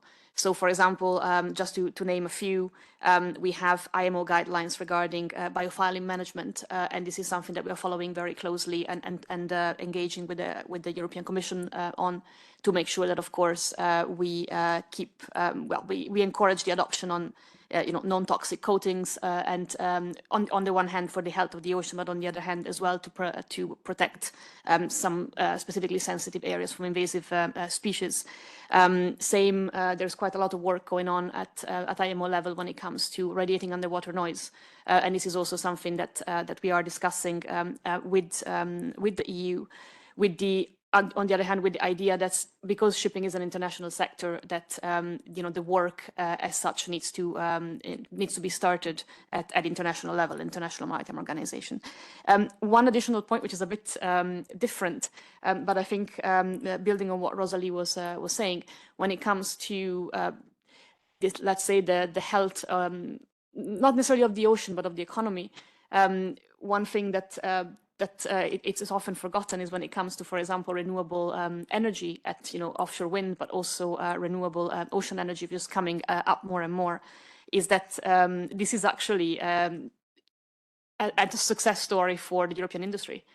Because if you look at how those installations are made, those vessels are mostly European owned and actually mostly European built.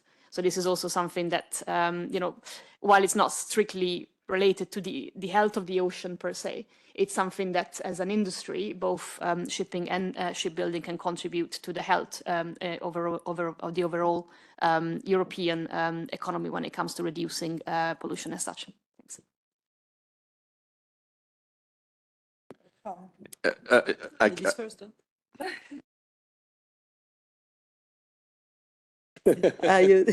Thanks for the question.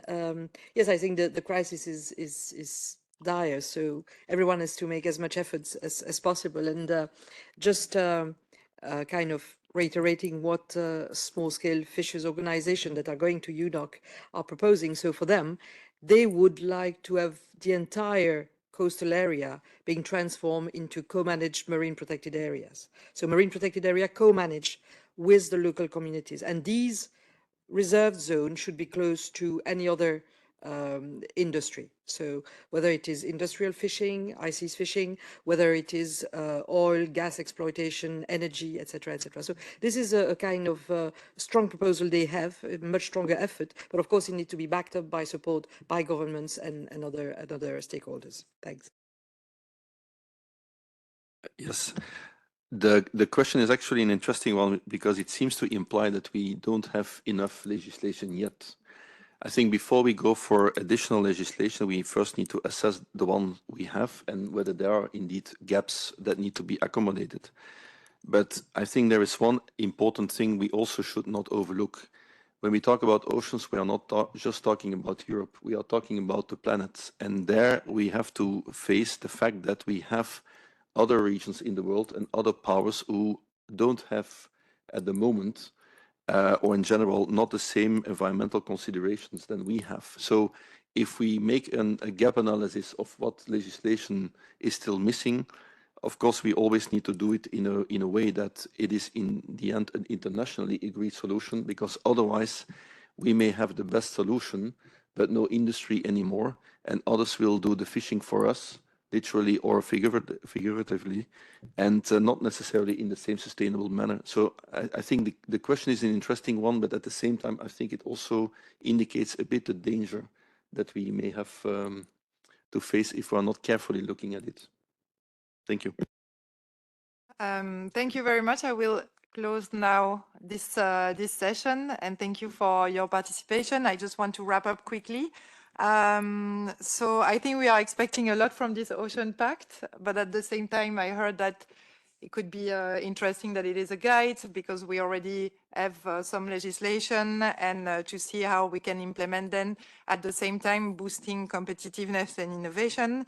I think I heard no one saying, let's stop conservation and go full competitiveness and innovation. No, I think one of the messages that it can go hand in hand. I heard coherence, breaking the silo, consistency, competitiveness and innovation towards sustainability.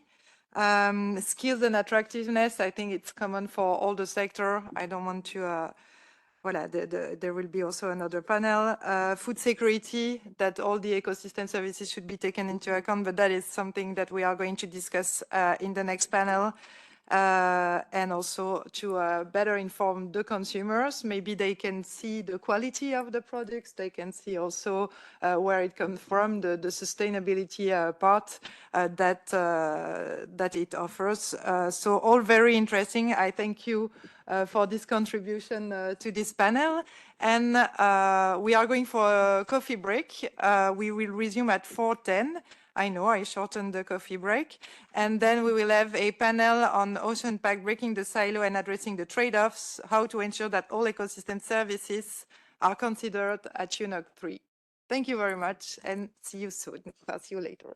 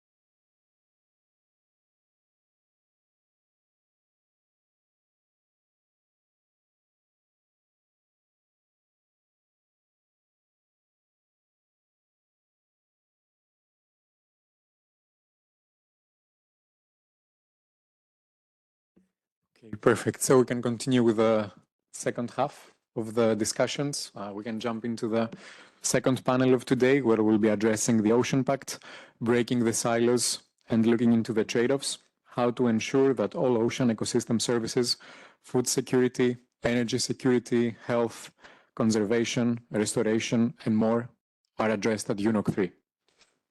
Of course, we've heard about it in earlier stages of today's event that the ocean provides a vast array of ecosystem services, from climate change mitigation to carbon sequestration, biodiversity, renewable energy, but also food security, livelihoods, and cultural identity. It's essential to address all these various angles. Yet, ocean governance unfortunately often treats these services in isolation, divided into sectors, and managed through fragmented institutional frameworks. And of course, it has been mentioned earlier today that this is where really the European Ocean Pact comes in, to bring all the various pieces of the puzzle together. This panel will now explore how the Ocean Pact can serve as a platform to break down silos and confront challenging trade-offs between various uses of the ocean. As we approach, of course, UNOC 3, there is a growing pressure to move from ambition to action, but this requires political will, political coordination, tools, and inclusive discussions that reflect the full spectrum of ocean values. So looking ahead, we'll draw from practical experiences across fisheries, aquaculture, processing, offshore energy, and conservation. In this session, we'll ask how the Ocean Pact can really reflect on a system-wide vision for SDG 14. Now, to start the discussion, we have a presentation on maritime spatial planning and ecosystem-based approach to achieve the SDG 14 with Ms. Vanessa Stelzenmüller from Thunen Institute, who's joining us online. So we can have the presentation on the screen. And with that, I'd like to pass the floor to Vanessa. Yeah, thank you very much for having me. I hope you can hear me. So I see that the presentation is not at the first slide, so it would be great if you could move it. Here we go. Fantastic. Yeah, so my name is Vanessa Stelzenmüller, and I'm working at the Thunen Institute of Sea Fisheries in Bremerhaven and Germany. And I will talk about maritime spatial planning and the capacity to adopt an ecosystem-based approach. So next slide, please. So I would like to start with showing a definition of what an ecosystem-based approach is. And this is a strategy for integrated management that promotes equitable and holistic protection at the same time sustainable use. So this means what an ecosystem-based management is about, that integrates societal needs with the need to maintain key ecosystem functions and ecosystem health, but also to look at ecological, not only ecological, but also on economic sustainability aspects. So taken together, there are a number of ecosystem-based approach principles that I have put together here. And you see that key principles comprise, it's an integrated management approach. It really promotes the use of a biodiversity consideration. It focuses on ecosystem services. It's a participatory approach. It promotes equity and social inclusion, and it's an adaptive management process. It adopts also the precautionary principle, and it has a long-term vision. Next slide, please. So the next slide is entitled, Is Marine Spatial Planning a Tool to Implement EBA Principles? So marine spatial planning or maritime spatial planning is a public-led process. It's a stepwise process that starts with the context setting, so setting the goals and visions, a long-term perspective, defining planning objectives, and then the assessment and the planning part is followed, and then followed by implementation, and then outcomes and adaptation. It's really important to note here that there are enabling and disabling conditions of what the actual planning outcomes are. So it depends on the legal setting, on the context and the resources that, for example, a country puts into in a marine spatial planning process. So in the figures above, you can see that marine spatial planning is worldwide adopted, and in Europe we have by far the most marine spatial planning processes going on or being implemented. But what you also can see is that there is really a difference. So every country has a different approach to planning, and this is also to different outcomes. So in 21, for example, there have been more than half of the maritime spatial plans that have been pursued or implemented are more like advisory plans, so that they're more strategic plans, but less than half have been regulatory plans, so legally binding plans. So this is really important to note, that the context and how our planning process is defined leads to specific outcomes. So here on the right-hand side, you can also see that there are a number of key characteristics for marine spatial planning. So ecosystem-based is rather a new characteristics, and I would like to focus on that one in a minute. So again, it's an integrated approach that looks at this to break silos and to bring together all different uses. It's place-based, means it's spatially explicit measures. It's adaptive. It has a strategic and long-term vision. It's participatory, of course, and it's legally supported. It's backed up by legal institutional frameworks. It's data-driven, and it should be a transparent process. So next slide, please. So, and in order to understand and to see how we can assess if marine spatial planning process really adopts EBA principles, we have in the European project called Marine Plan, we have developed some guidance to assess to what extent we are really adopting these EBA principles in maritime spatial planning. Just two words to this framework. Basically, the idea was to combine or to see how we can knit together these EBA principles with the planning process to all the steps of the planning process I mentioned, to bring in those EBA principles. What does that mean? So this leads, or that has led to 130 action points, and those have been contrasted with stakeholders on a high level, but also with local stakeholders, practitioners of planning. It has been tested in different case studies, and it's now also available as an online tool. And we can see that there's quite some global interest in this kind of assessments. So how, to what extent we can adopt, or planning can adopt EBA principles. So next slide. But if there is a tool, there's also that potential to really look into the comparison between different planning sites. That's also what we have done, and I just listed here some interesting more takeaway points, I would say. So this tool comes also with a standardized benchmarking system. So that means in terms of all these actions that are assessed, we have the level of confidence. If an action has been deemed or has been addressed, has been deemed as important, or what kind of knowledge base has been used.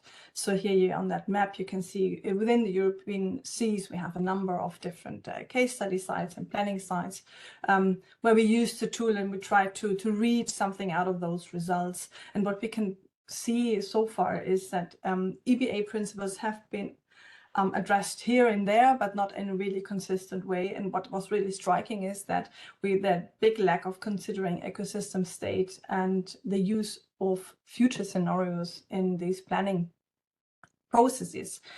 Because I just said that one of the key characteristics of MSP is that future look, that future vision, that vision of how we want to look the seas, how we want to seas to be. So also, this is the nature of the thing. It's driven, MSP is driven by human activities, but also interestingly, that cumulative effects of those human activities and the pressures they exert are not really influencing planning outcomes, are not properly really assessed.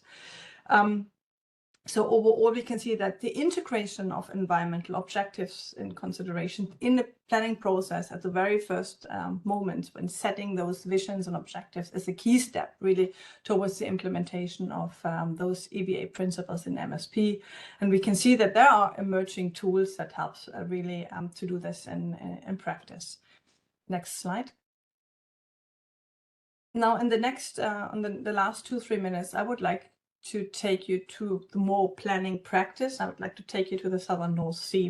And I just want to mention that what are the key challenges really for marine spatial planning when we look at it, at these processes in a transboundary setting at scales which are more ecosystem relevant. So here, for example, what you can see on the top left is the North Sea as it looks now. We have the planning for offshore wind, we have closed areas or marine protected areas, and underneath we have some spread of fishing activities. So in 2040, you can see, of course, the number of offshore wind concession areas will increase, so will conservation actions. And so this whole map is a result of a mostly fragmented process of each country planning ahead for this new sector for the offshore wind sector, or implementing conservation processes. So, but for sectors such as fisheries, which are operating beyond boundaries of, we can see that there are, of course, some trade-off or some costs. So there will be the loss of fishing opportunities, and we heard that also in the panel before. There are multiple crises, economic crisis, and other things that will add to that loss of spatial fishing opportunities. So this is really a big challenge. And next slide. So what does it really mean is that we have at ecosystem scale, we do planning, and we have socioeconomic costs. There will be losses of opportunities, but on the other hand side, there will be benefits. There will be also the positive things. And so, for example, if we implement offshore wind, so it's been done in the southern North Sea, and we see first evidence, we have new habitats, we have new type of communities, maybe new resources. Some of them might be new fisheries resources that to some part can mitigate the loss of fishing opportunities, and maybe a new fisheries resources. And it can be established in long-term and sustainable fisheries, and has then some fisheries benefits in the long term. So these processes take, of course, place at different spatial scales, and not everywhere we find the same responses in the sense of the environment, in the environment. So and in my almost last slide, next slide, I just want to address really or summarize the key challenges for the implementation of an ecosystem-based marine spatial planning, or adopting these EBA principles in marine spatial planning. So for now we have, and that's what we see, a legal institutional fragmentation. So we have conservation processes going on, so with the designation of marine protected areas, and at the same time we have MSP processes. And this leads to these to the map such as you have seen in the southern North Sea, where maybe if it would have been a piecemeal work, it would have been looked in different areas. There are for planning, there is that clear gaps in terms of data. There are uncertainties, and really to understand the socio-ecological impacts of planning of different scales. So when some concession areas, for example, for offshore wind are granted, what does it mean at different scales, for example, for other sectors? But also there are evidence of positive effects, and how can we count in those? So, and that leads immediately to that clear call for more harmonized monitoring and evaluation strategies, more initiatives for getting into action to bring together data and knowledge.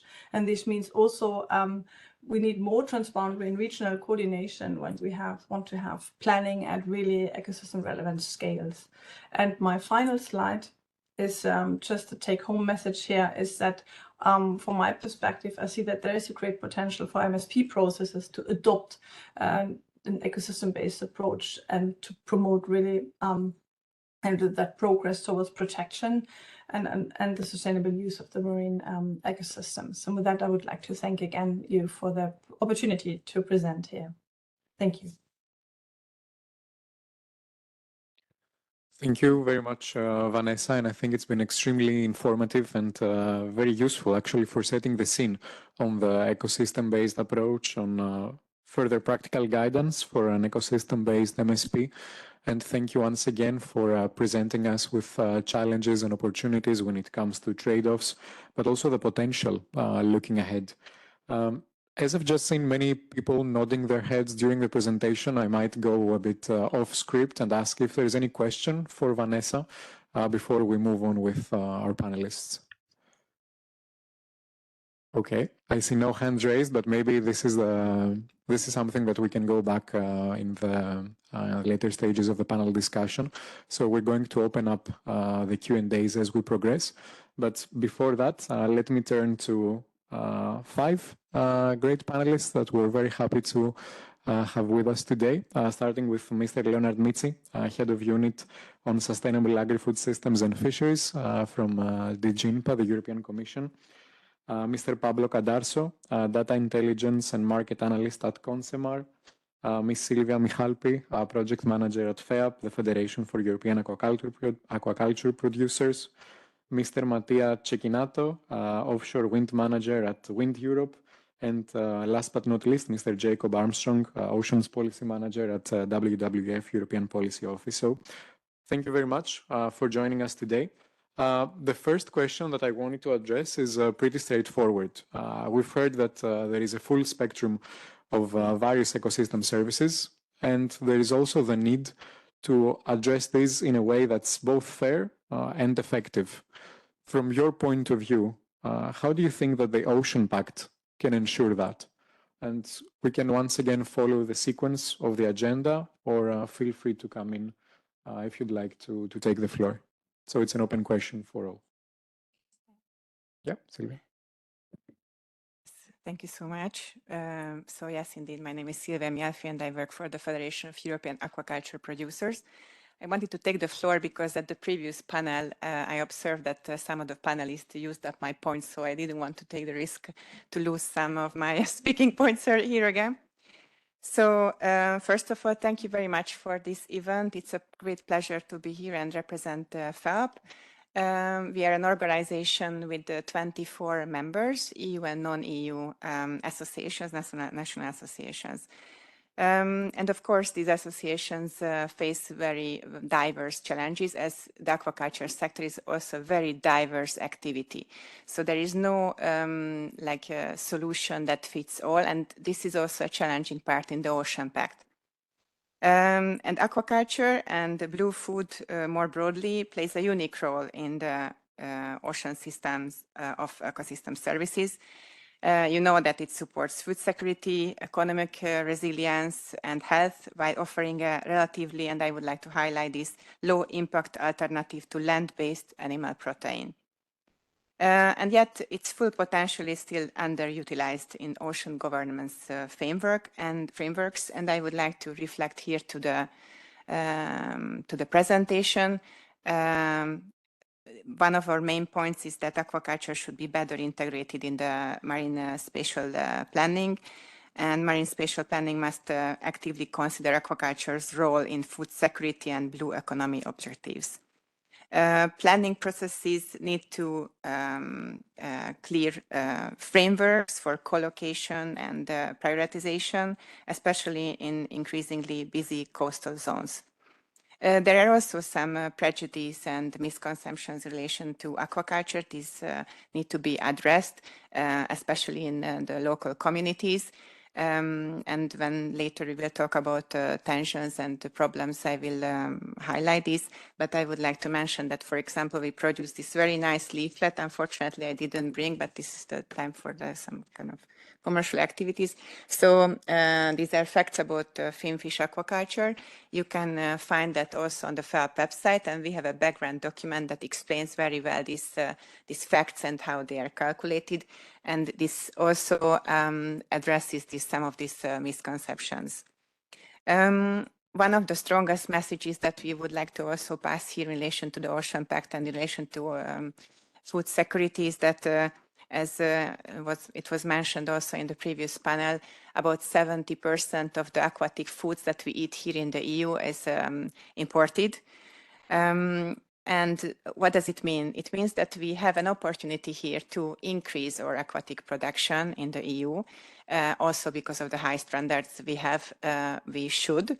And also it means that we are missing something. We are missing this opportunity. And although there is this huge amount of import, we are still eating less than nutritionists or dietitians recommend in the member states.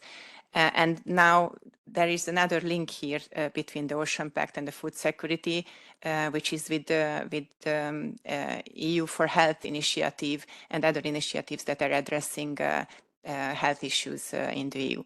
So what I wanted to underline here is that beside of the fact that aquaculture is very diverse, also the legal framework and the policy framework is very diverse around it. So it's very difficult to monitor all the legislation and all the policies where aquaculture plays a role, not to mention the fact that although fisheries in exclusive EU competence, aquaculture is a shared competence with the member states. So there are many, many issues that cannot be and should not be probably tackled at EU level. So just briefly, in a nutshell, these are the main speaking points I wanted to pass. Thank you. Thank you, Silvia. Anyone else? Yes, Mr. Mitzi. Thanks, and good afternoon. So from the European Union point of view, Commission services, I come from the external part, but I'll try to be as corporate from internal and external policy coherence. Just to react to Silvia, clearly, we are in a geopolitical context. It's very difficult these days to speak about internal, external, if we are not sort of sensitive to the external dynamics in a geopolitically sensitive way. When you open the news out there, it's every day about cuts, about politics, about who positions where, US, EU, China, Russia. And I think even in a topic like today, on marine, on the Ocean Pact, it's important to gauge the sensitivity of the geopolitics of the blue economy. Give you an example on food security, which is core to our core business. My team leads on food security globally, and it's clear, as you said, that we import a lot of fish products. I don't have a problem to increase local production. The question is how to reconcile imports and perception of imports in a potential where I think imports also have an important role, by complying also to high standard setting, but not being geopolitically bashing imports in a way which creates a fortress Europe. Because this is what creates sensitivity in our legislation and in our political framing. No problem as well. It's good to see the myths and misconceptions, myth-buster about aquaculture. We also support aquaculture in our third countries. It's also important to be sensitive to high biodiversity areas and clearly to reconciling all the spectrum, water quality, and also tourism in a smart way. This is not non-contested. I'm sure that we all agree. What I think is, and to the question about fair and effectiveness, I think is the question of the role of the private sector. And I see here a lot of private sector, how to be non-silo, because we tend to like not being no-silo, but we like silos because it puts us in a comfort zone. When you are in a silo, you are in your comfort zone and you operate as a bit in isolation. But if I want to bundle energy, food security, nutrition, digital, spatial data in a smart, harmonized, data-sensitive, streamlining, simplification, this is hard work. We know that. But we have to strive to try to achieve this in close collaboration with the private sector. We know that official development assistance, global aid, is being reduced and risk being reduced. The question is, how do we give space, internal, external, to an area which I agree has full potential on alternative protein? I think We clearly need to try to eat more fish, including aquaculture. The question is, what role for the private sector? First of all, we need to see why investments in aquaculture and fisheries and the oceans is still a difficult area. De-risking the blue economy is difficult. So how to engage financial institutions to de-risk at scale? What is the role and what are the expectations of the private sector to actually invest more in this area? How to make carbon sequestration more a viable solution in terms of potential. I think this is also an area that we have to engage more with the EIBs of this world, with the World Banks of this world, with the financial institutions at European level. We have a number of initiatives, as you know, as part of our Global Europe, Horizon Europe, but also our external instrument, which is the NDICI, across all the spectrum, Global Ocean Program, linking it to BBNJ, Horizon Europe as part of Blue Parks, West Indian Ocean, including, again, BBNJ, Central Africa Pacific, also in a digital context. However, what is clear is, and our narrative is clearly Global Gateway. Global Gateway is at 360 degrees also bundling in energy, digital, climate smart approaches, and also skills-based.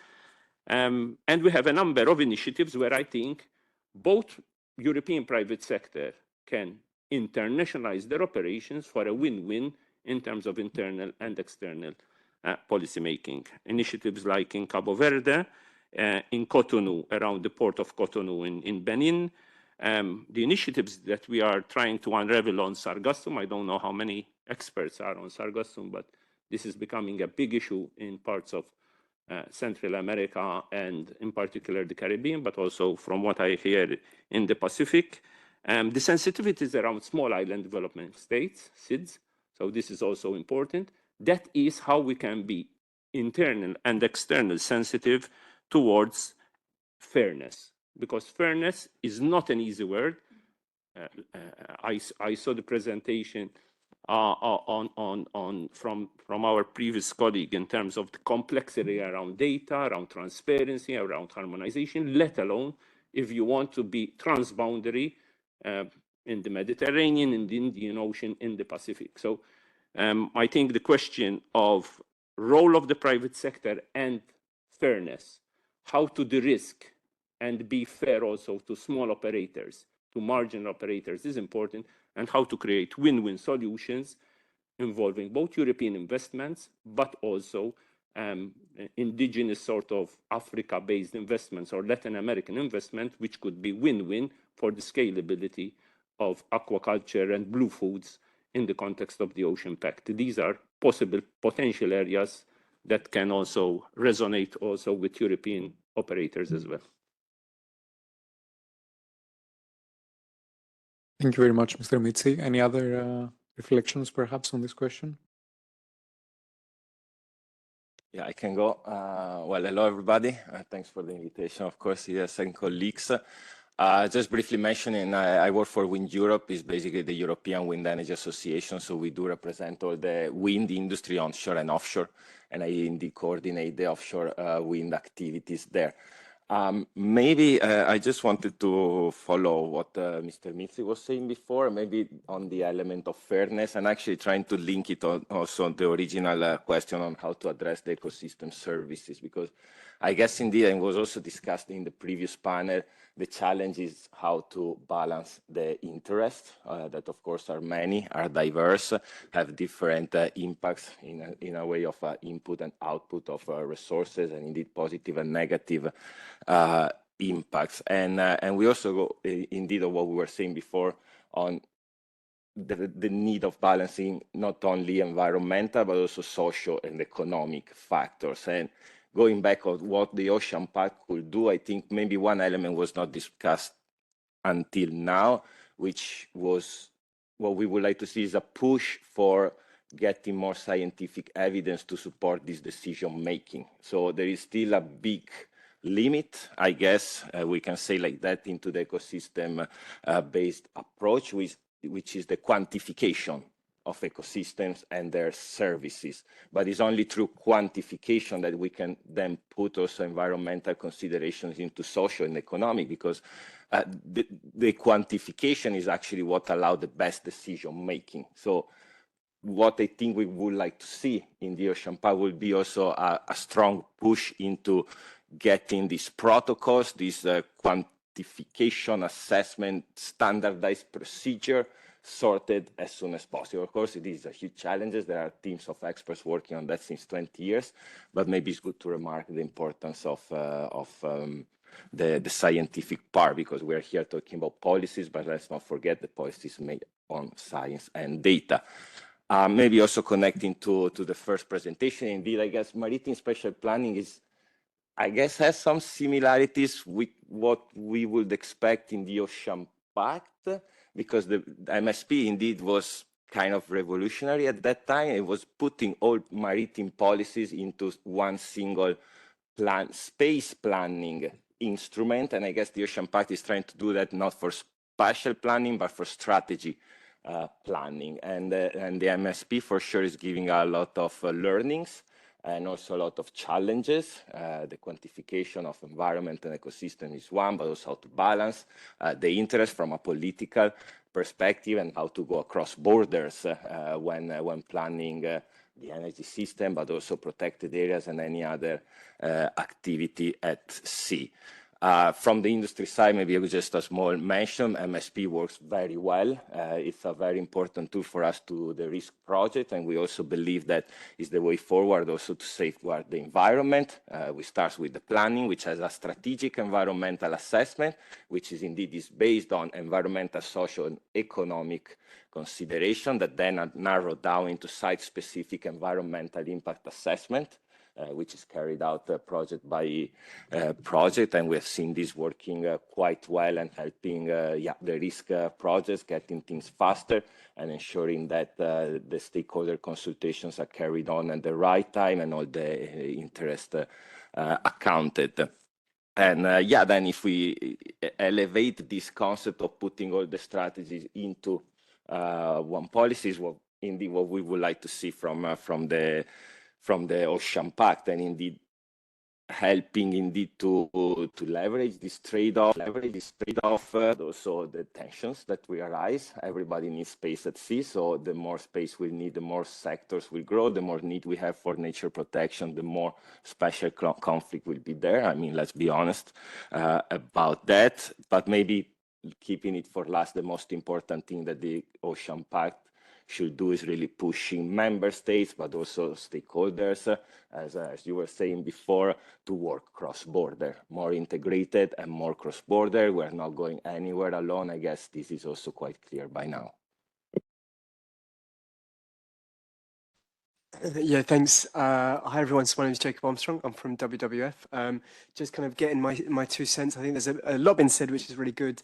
Data is a really important point. I think the 2 key things I want to mention is one kind of, is this kind of stakeholder engagement, or kind of what does it really mean to get that stakeholder involvement across things? And I think the thing about talking across sea basins is really important. The Ocean Pact makes that reality and kind of pushes this, really empowers regional sea kind of basin for us to do that. But and also data, getting scientists involved, right, and actually having them at the forefront of a mission. Obviously, the data changes every year, and we get more more information, so we really need to involve that. And I think the one thing on stakeholder engagement, which we've seen from the kind of projects that WWF does on the terrain, is the importance of kind of coastal communities and, having, local fishers, local communities really engaged in these projects. This kind of co-management really at local level is really, really key to having, to getting benefits for all those who are really, really concerned. So I think that's one thing that the Oceans Pact should consider really looking into, is that kind of that local level and trying to kind of really empower that. And then I think really the main thing from WWF when we talk about the Oceans Pact is implementation. It was said before, we've got a lot of really good legislations and targets. MSP is good. We've got, really good targets in terms of MPAs, marine protected areas. Let's use the Oceans Pact to actually make that a reality. What do we need to support to actually make that? What guidelines do we need to say what does protection actually mean? What does strict protection mean? Things like that. One other legislation to mention that will be kind of related to the Oceans Pact is the Marine Strategy Framework Directive. There's a couple of really good environmental descriptors in there. What does it mean, pollution at sea? What does marine litter mean? What does underwater noise mean? All of these things. So we have really, really good legislation out there. A lot of work's already been done. So let's just use the Oceans Pact to actually make those a reality. Let's not reinvent the wheel. So I think that's the kind of key things for us. Hello. First of all, I would like to thank EBCD for including Conchemar as the representative association of the Spanish seafood processing industry. And I will speak from the perspective of fisheries and global seafood trade, our food systems and food security. Our view is that in today's interconnected world, we must think globally while staying rooted locally. We believe that the EU's integration into global supply chains brings resilience, innovation, and access to new markets. That's why we support open international trade. At the same time, we recognize that the importance of building European strategic autonomy in today's complex geopolitical context. Still, global competition drives efficiency and growth, and our value chain depends on international cooperation. In the context of global ocean governance and ecosystem-based approach, in our view, besides ensuring competitive access to raw materials through Ocean Pact, it is crucial for the EU to foster responsible fisheries management in the RFMO and other international arenas, at the same time protecting human rights and fostering community development is vital, promoting fair labor conditions and supporting the economic well-being of coastal communities. Moreover, we also support full transparency and digital traceability of the fisheries and aquaculture products. We believe that all products placed on the market are competing for the same markets and they need to be subject to the same traceability requirements in order to ensure that the citizens are provided with fully traceable fishery and aquaculture products and to guarantee the level playing field between different commercial operators. So what we want to see in the Ocean Pact? Well, we want to see a recognition of the strategic role of the processing industry, because the processing sector must not be overlooked. It plays a key role in food security, job creation, and the development of coastal communities also. The Ocean Pact can help highlight this role and ensure its integration into a broader ocean politics, and also a level playing field by promoting common standards on sustainability, traceability, and social responsibility for both domestic and imported products. The Ocean Pact can help prevent unfair competition and support operators who comply with high standards. Thank you. Thank you very much. And it's been actually teased by Sylvia at the beginning, talking about trade-offs and tensions. So I wanted to also come in and ask you, what of these do you see trade-offs and actions in your sector between conservation objectives and ocean use? And how do you think they should be addressed? It's a question for all.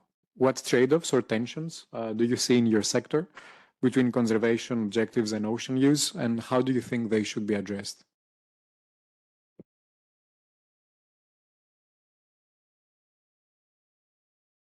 I feel that I have to talk. I mean, go ahead if you want. Okay, so first of all, I think I wouldn't say tensions, but some conflicts are natural, yeah? And most of these conflicts can be handled, especially nowadays. We really feel, and I think all of you feel here as well, that we are somehow much more on the same page than like before the war, for example, or how our approach changed during COVID.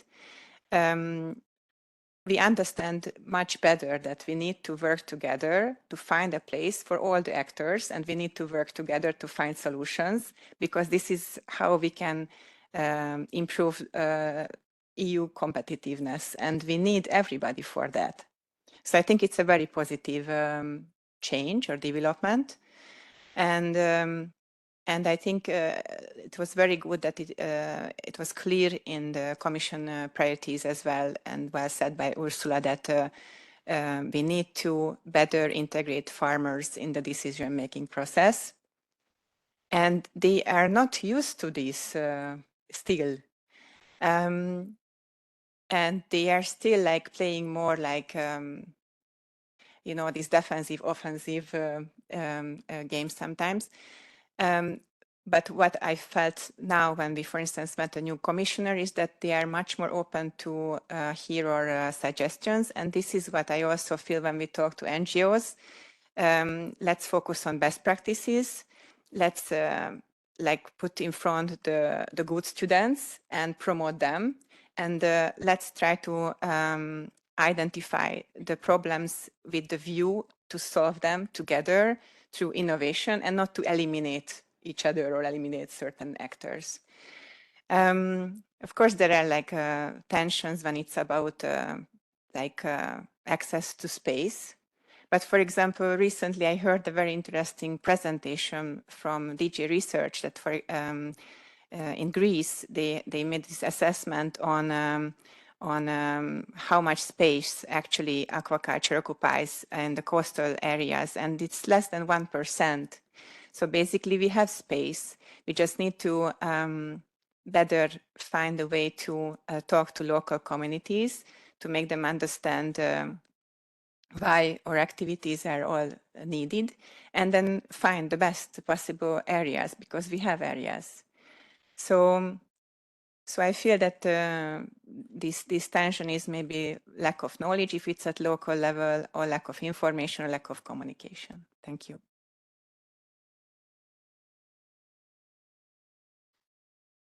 Our experience in terms of trying to mitigate trade-offs and tensions is clearly through a multi-stakeholder approach. We have done it in cocoa, for example, for the EUDR, for the deforestation regulation. The question is, do we have to do a multi-stakeholder approach across the value chain? I mean, sourcing as well, because we know regional, global value chains have a sourcing dimension across the globe. It's not something which is European-centric. So if we want to be fair and transparent and be leaders, multi-stakeholder approaches make a lot of sense, meaning that you put around the table or around a very long table the various operators of the value chain.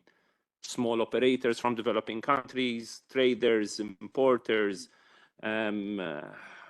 processing industry. The question is, do we have the resources, even HR from the EU point of view, to have a multi-stakeholder approach?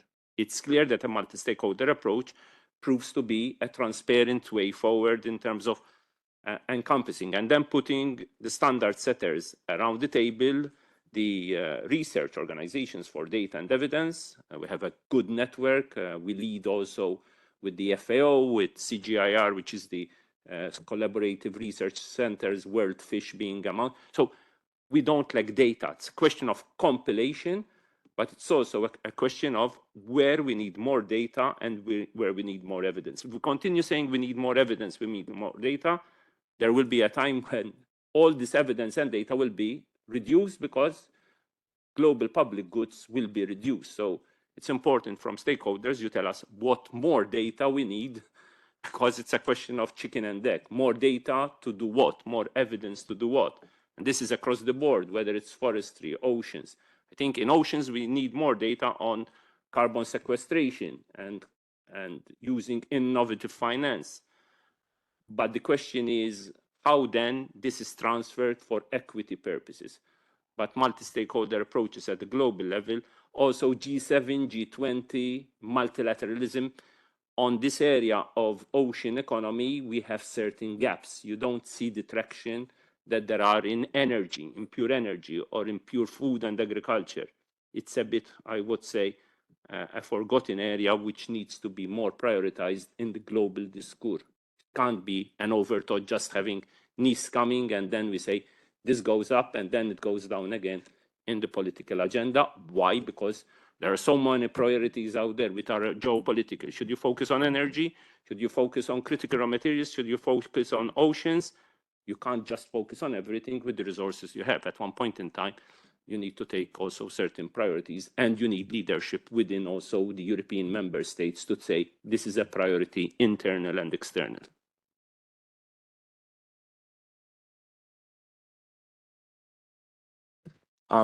Maybe I can go with some examples in practice on like how this kind of trade-off, especially with environmental protection, are dead. Well, first, while we heard collaboration, a couple of examples. First, at policy, at least level. For example, we, as WindEuro, with some industry members, are collaborating with WWF and other leading NGOs and the transmission system operators is something that is called Offshore Coalition for Energy and Nature. And yeah, this is at policy level, but we started sitting together, sharing positions. Sometimes, often, we do not agree, but we start seeing the other perspective. And of course, it's still at policy level, but it's kind of really a kind of practical example of how collaboration. Then, of course, those points that we found ourselves agreeing, when we push for them, it becomes a very powerful way of doing things, because it also shows at the eyes of policymakers that two sectors can take some topics, discuss them, and come up with some solutions that can be applied in practice. And this has already turning into also collaboration at project level. Again, to mention WWF, the work, for example, they are doing with Ørsted, one of the leading offshore developers in Denmark, working together on coral reef restoration within offshore wind farms. So it's also good to see how talks at policy then actually translate into real projects that are really bringing evolution also into scientific evidence. And maybe another thing to mention, at least in regards of the offshore wind sector, today we have governments have a very important tool, which are the non-price award criteria, which is basically a new way of awarding projects, not only based on price, meaning not awarding the project to whoever company is offering the lowest state support, let's say, but going beyond that and adding this non-price criteria that could be many things. They could be looking at environment, sustainability of the project and in its whole life cycle, but also how to integrate electricity into the system, but also how to involve citizens, for example, how is going the tender that is now open in Belgium. So this is a very important tool that governments can have. I can really push to have innovative solutions, to push new scientific evidence. And if you want to have an idea, you can take a look at the Ecowende project in the Netherlands, which was actually the first offshore wind project ever awarded only based on the value of the ecological innovation. So there was no price, just the best proposal for an ecologically innovative wind farm was getting the permits. So this is a very important tool, and this can really not only boost innovation when it comes to conservation restoration within the wind farm, but also push collaboration, because this is kind of goes beyond the duty of installing turbines, which is what the wind industry does, and kind of force them to engage with scientific research institutes, with NGOs, but also with citizens. So this is something that I think is it's very important, at least to drive the offshore wind sector, and can also be wider. These award criteria could be used for multi-use. For example, we can add aquaculture. This is being tested. The technical feasibility is having promising results. Of course, we need to sort out permits, business model, and many other things. But again, embedding these criteria into the offshore wind tenders can really get all this going a lot faster. Yeah, so just to quickly kind of react to a few things there, I think there's a lot of really interesting stuff there. And I think it touches a little bit on the presentation we had at the beginning from Vanessa as well, which showed that, you know, even though that sometimes at first look, there can be this tension between kind of the uses at sea, for example, wind and conservation, you do sometimes see fish stocks and fish marine wildlife populations restored and kind of thrive when you have these kind of projects. Obviously, there's questions around dismantling kind of that we'll have to address, but there can be that kind of it's not necessarily a trade-off. So I think the point is also you have to look at those things. Invest in restoration as well is no-take zones work as well. So have a look at investing in restoration and see what the benefits can have as well for other communities, because again, for the fish as well, when you have no-take zones, it doesn't have to be a trade-off, because outside those zones, often the fish opportunities improve, the quality of the fish, the size of the fish improves. So really to have a think of these things and look at data. And the last thing I wanted to say as well, again, coming back to the first kind of presentation and first point, was when we think about maritime spatial planning as well, one of the really important things to think about when we're thinking about trade-offs across different communities is the kind of the temporal aspect. So looking forward, and in particular with climate change, what we're seeing is that the oceans are changing, and the kind of nature of the oceans are changing. As that really needs to be taken into account when we're having these discussions, because it does affect where fish stocks are going to be. It does affect things like aquaculture. So that really needs to be a part of it. And again, we still do need more data. We're not quite there yet, although there is a lot of good data. So yes, it's just to kind of consider that when also thinking about MSP. Yes. Regarding the tensions in the sector, we support a balanced approach in the Ocean Pact and also in the Common Fishery Policy, which is currently under evaluation. While a viable EU fisheries and aquaculture sector is essential, we must also better recognize the strategic role of the EU processors and traders to ensure the consistent supply of safe and healthy seafood to consumers. As it said, during the pandemic, processors and traders proved to be part of the EU critical infrastructure, and their role must be fully acknowledged in future reforms and politics. On the fishing side, for example, the underutilization of certain EU quotas and overlay strict environmental regulations mean we are missing opportunities to sustainably use these available resources. As in 2023, EU fishing quota utilization was only 66%. This is also create tension between EU processors and the catching sector, as processors must increasingly rely on global sourcing to meet the market demand. A profitable, economically viable, and environmentally sustainable fisheries and aquaculture sector in Europe is crucial, but also EU fish processing sector is vital to local economies, employment, and competitiveness of the EU, as processing sector represents 34.6 billion of turnover and over 110,000 employments in Europe, based on data from Eurostat. So fisheries, aquaculture, and processing sectors are fully interlinked. Thank you.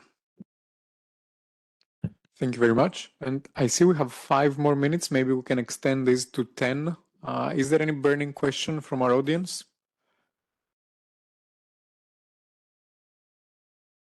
Seeing none, I'll just then turn to a point that we heard during the discussion. We've heard by Mr. Mitzi about the need to avoid working on silos, the need to step out of our comfort zone, but I think Mattia also mentioned that we need a more integrated approach. I just wanted to ask you, what do you think are the risks of continuing with a siloed approach? And also what kind of integrated planning or cooperation frameworks would you see as promising?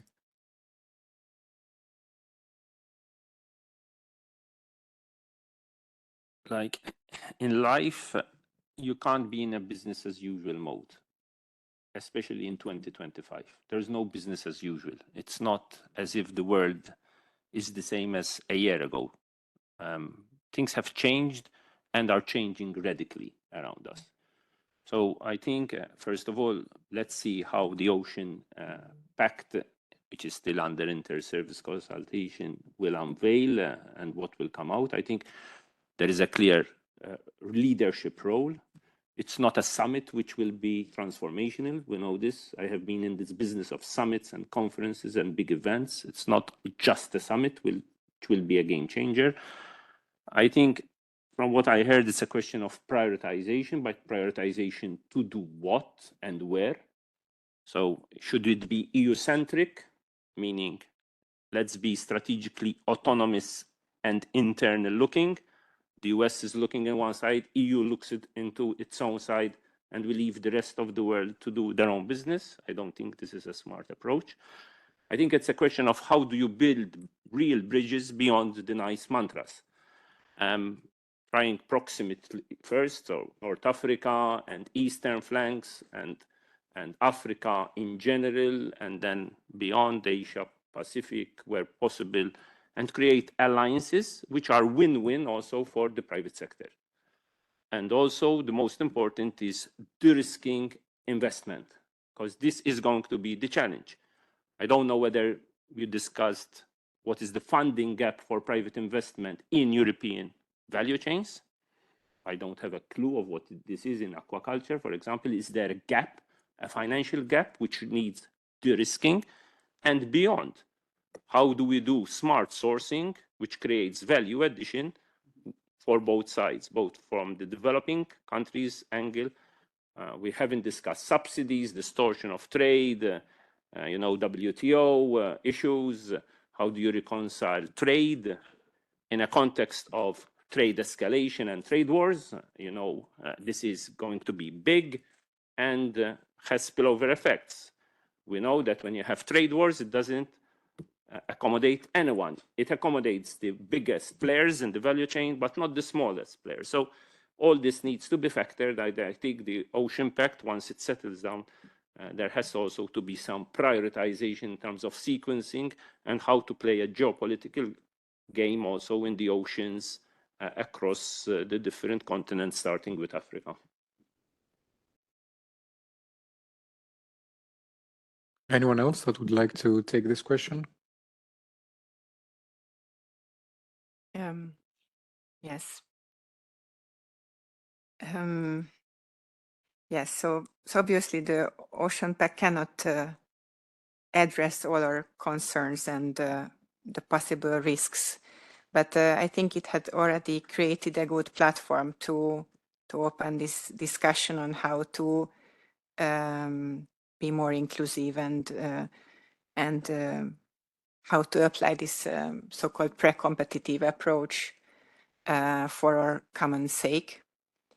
The risks are obvious if we don't change, or for example, if we talk about the marine spatial planning, if we don't try to be more efficient and integrate everything that's needed to work better together, for example, also through better or more coherent legislation and more adaptive legislation that we are actually missing maybe in aquaculture, and that's already a risk, then we will not be able to win this competition game globally. And back to the financial question. So we have now like appropriate financing. The problem is the legislation. So we have a huge administrative burden in the sector, and access to space and the licensing procedure is taking years, which is discouraging for the investors. So maybe these are the main bottlenecks and risks of siloed governance.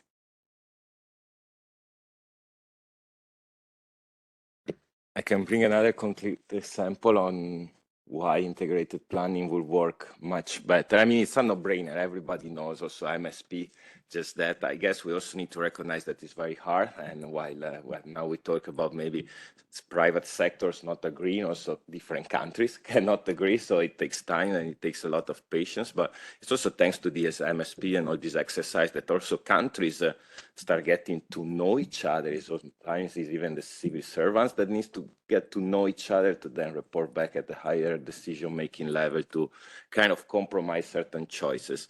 One concrete example for offshore wind is the wake effect. for example. Now we're seeing that, for example, wind farms built in France might reduce production, the wind farms in Belgium, and those in Belgium might reduce production in those in the Netherlands. And this is indeed the result of every single country having planned their energy system at sea by themselves, really not looking at what could be the consequence of one plant into the other. And now we're realizing that, and maybe this would be, at least from the energy side, the first big urgency that will force to have at least a sea-basing approach when planning the energy system. And again, also there, it's a no-brainer. The energy system is one. We have different beating zones, but we're really aiming at an interconnected energy system, but sometimes you also need some urgency to force the member states to cooperate for the planning. And maybe for the offshore wind sector, this issue of the wake effect could be one that will force them really at sitting together, look at the sea basing and plan together the wind farm areas and the connection points.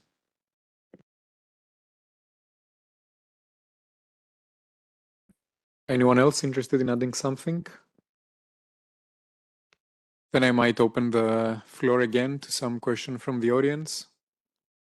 Otherwise, I'll try to sum up the discussion of the panel and move on with a very final question on my side to speakers.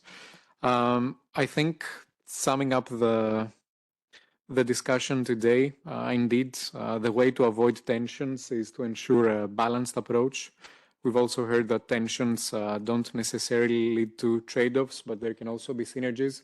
We need to have to create more win-win situations and win-win alliances. We need to de-risk, to be more inclusive. Of course, for all that, we need to step out of our comfort zone. Internal and external policy-making initiatives can be a win-win for fairness and effectiveness. The private sector has a key role to play. We need more science, more data.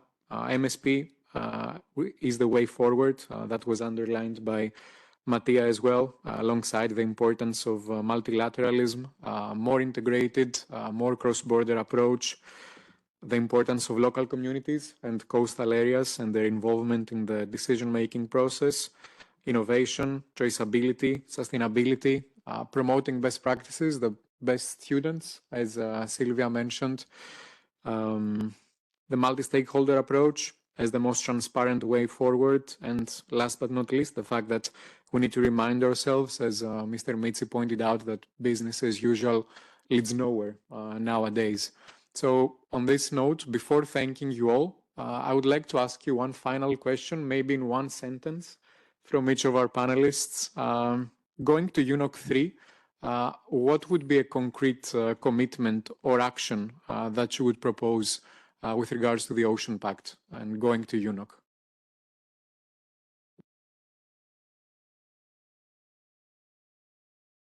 Simplification to help Sylvia in terms of her legislative burden, because I think this is also what the European Union is doing since the new Commission took office in terms of simplification and omnibus or all this, and streamlining and prioritization in a sequenced way. We can't continue trying to solve the problems of the globe if we are not structured and sequenced in a smarter way. So this for me are the few words of recommendations. Yes. In one sentence, set aside tensions and move forward all together towards the Ocean Pact. Yeah, well, I tend to echo that, and again, in practice, maybe saying that what the offshore wind industry wants and needs to collaborate with governments, but also with the other sectors. For us, social acceptance is very important, and also the support, not only at political level, but for the other sector to have a process that can go quick in the water sustainably and with all the proper precautions done. I would just ask for better recognition, acknowledgement, and the translation of our visions into actions. And I get the last word. I think maybe just on the point about simplification, if we're doing coherence, policy coherence, let's make policies coherent between them, but make sure really that achieves the ultimate goal, which again, we already have, which is about sustainability, making sure things are sustainable for the environment, for those local communities, socioeconomically, and for future generations. Thank you very much. Then I would invite you all to join me in thanking our excellent set of speakers.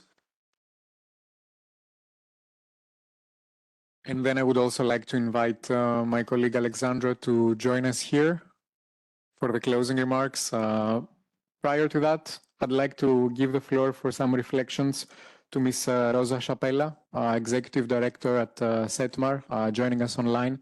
CETMAR is a public foundation standing up for Centro Tecnológico del Mar, working on the improvement of the marine environment, its resources and all the sectors that live from it, promoting innovation and environmental, social and economic sustainability.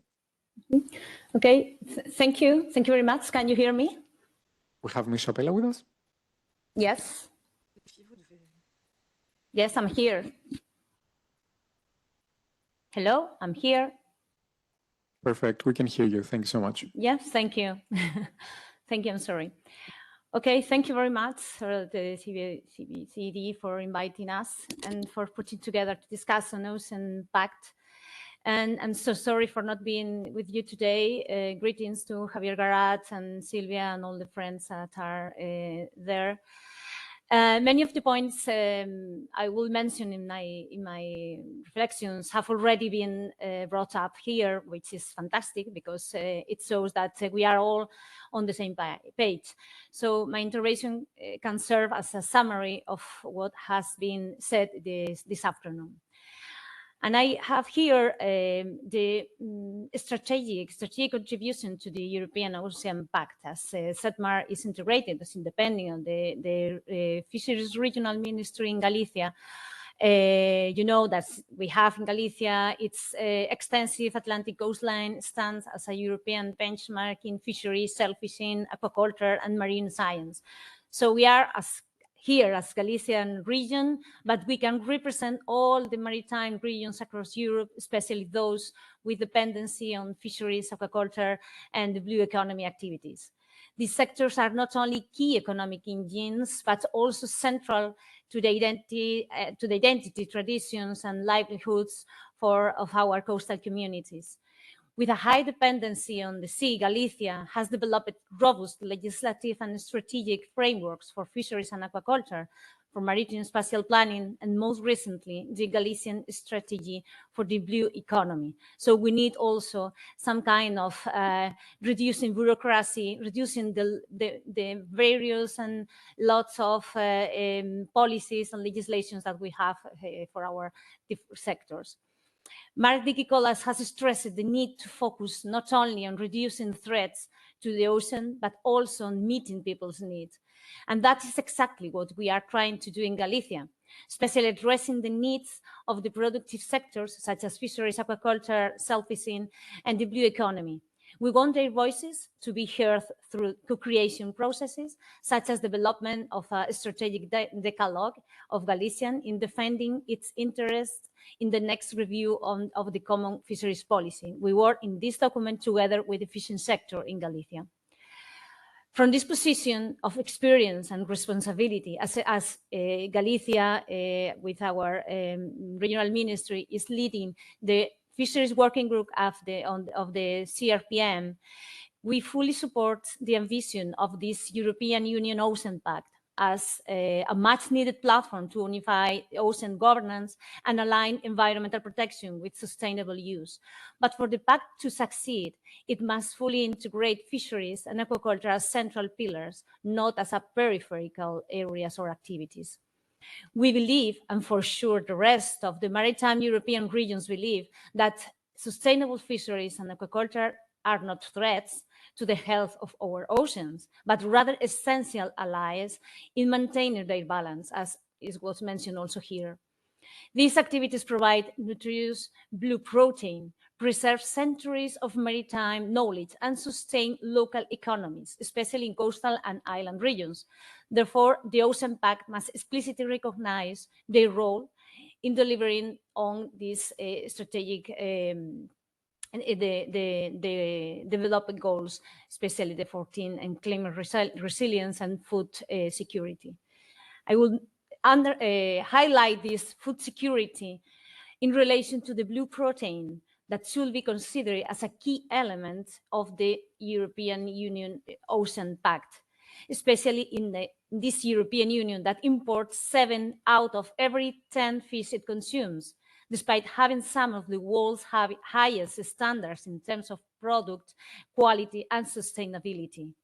This becomes even more relevant at a time when fish consumption is declining in some of European countries. So what Galicia brings to the Ocean Pact? We are ready to contribute through its institutions, experience, and innovative governance tools, particularly via SETMAR and also the Xunta de Galicia, and our contribution rests on 4 main pillars. More especially and above all, consider fisheries, aquaculture, and self-fishing at the heart of this pact. So having a strong governance and integrated planning, we are closing with the Spanish government to implementing maritime spatial planning in Spain that ensures a fair balance between all ocean uses, from fishing and aquaculture to renewable energy and conservation. And this integrated vision minimizes conflicts and maximizes synergies. So the Ocean Pact should support such practices and promote regional frameworks that reflect the complexity of ocean uses. Second, putting the people in the center of this ocean governance. The sea is, for us and for all maritime regions, I insist, the sea is not only a natural resource, it's a cultural, social, and economic cornerstone. We advocate for a pact that places coastal communities at the heart of governance, ensuring decent work, generational renewal, and recognition of women's role in the blue economy. For instance, our fisheries local action groups in the whole Europe is a part of a wider European Union network, often a proven model from bottom-up community-driven governance that can help to operationalize and put in function the Ocean Pact on the ground. The third point is a sustainable, inclusive blue food systems. We are committed to ensuring that the entire fish value chain, from the ocean to the plate, is fully embedded in ocean governance. This means traceable, ecosystem-based, and inclusive aquatic food systems that are integrated into maritime spatial planning and national and regional levels. We have a lot of decades of expertise in seafood processing, innovation, outcome management approaches that can contribute with that. The fourth point is investment in science, very, very important. Innovation and in capacity building. Resilient ocean governance demands high-quality data, monitoring, and local knowledge. Galicia and all of the maritime regions have developed effective stakeholder co-creation mechanisms and invest in marine research, training, and capacity building. So this Ocean Pact should prioritize funding and support for such adaptive, science-based approaches, especially in high-dependency regions. So we have these all concrete commitments in the Ocean Pact, recognize and support small-scale and artisanal fisheries, self-fishing, and sustainable aquaculture as key contributors to this coastal resilience, food security, and cultural heritage, place the people at the center of the ocean governance, align the blue economy growth with climate action, conservation, and innovation without displacing traditional ocean sectors, and ensure equitable access to the European Union funding and policymaking for coastal regions, and invest in science, observation, and training to support adaptive management and resilience in a changing ocean. So we urge to the European Union to leverage successful models like those I mentioned, like the flags, the fisheries local action groups, to anchor the Ocean Pact in local realities, turning the vision into action through inclusive, community-based mechanisms. Thank you very much, and have a nice day, the rest of the day. Thank you very much, Ms. Chapela, for joining us online and for summing up the discussion so very much to the point. Before we wrap up, just some additional reflections from my colleague Alexandra and myself. First of all, before I forget, I wanted to thank the European Economic and Social Committee for welcoming us on yet another occasion at their premises. Thank you very much for co-organizing this event, and I think this is a partnership that we're very much looking forward to further building on. Some additional reflections from the discussions today. I think we've all found a common ground on the need to advance sustainability towards Nice and towards the achievement of SDG 14. The European Ocean Pact is, of course, a great opportunity for the European Union to lead in this front. We've heard by speakers today on the need for additional policy coherence, for inclusiveness. We can only champion these efforts via science. This is also why today we wanted to have two scientific presentations to kickstart the discussions in the panels. Of course, in co-creating these solutions, we need to involve all sea users, not only as observers, but from the beginning. We've seen how counterproductive polarization, but also working in silos can be. So this is something that must be avoided. And I think all in all, it's essential. We've heard it by Mark before that these solutions serve to conserve and sustainably use our ocean, meeting the needs of people, ensuring prosperity and livelihoods, respecting our planetary boundaries, and moving together, as we've heard before, through the meaningful engagement of all actors. It was mentioned just in the second panel, the role of coastal areas and local communities, access to funding. Cooperation is also of significant importance, whether we approach it from different levels or the multi-stakeholder approach. And of course, we need to work towards more synergies for the future of our ocean. This is something that I hope will be reflected in the UN Ocean Conference. And from our end, on behalf of EBCD, this is why the vision was to bring together experts, policymakers, and various stakeholders to discuss how the upcoming Ocean Pact can advance ocean sustainability and ensure a successful conference going to Nice in June. Alexandra, any additional thoughts? Yes, I'm not going to be very long because I think you said it all, but I really wanted to have the last word, so that's why I insisted. No, of course I'm kidding. No, I would like also to thank everyone for being there and all the panelists. To be honest, we tried with this event to really put together a lot of different stakeholders, namely the users of the seas, but also NGOs and also policymakers, because we thought that at some point it's important that we communicate together, because we have seen, I think one of the main takeaways that we have seen that a lot of these sectors have the same challenges, the same opportunities with the Ocean Pact, with UNOC, and I think and we all heard that sustainability was one of the objectives. And I think like that, if we think like that, we can go together with UNOC 3. And I'm not living in a fairy tale. I know that there are trade-offs. We talked about it. I know that there are a bit conflicts with one another. But at some point, we have to keep this mind open and our mind open and to go like that to this very important conference that will regroup a lot of, international policymakers, government, NGOs, and of course, the activities of the sea. We have tried to be, as I was saying, the more inclusive as possible. I think it's something also that we share with the Economic and Social Committee. I think also the speakers, we have almost the same amount of women than men. I just wanted to point it out. That is very important. And integrating all that aspects, I'm talking about the gender aspect, but also about all these different stakeholders. It's important, and I really believe that it is possible. And we have seen from the past years that yes, we have ambitious target. We have very ambitious target, but at some point we lack of implementation, and I think everybody agrees on that.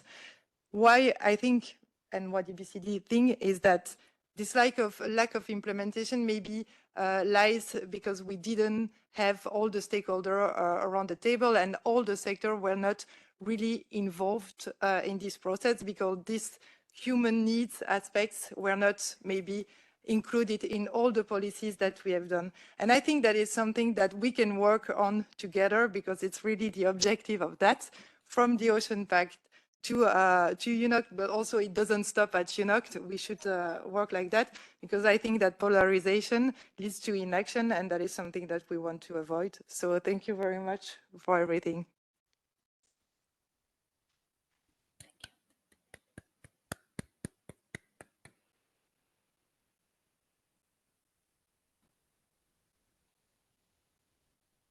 Hi, thank you.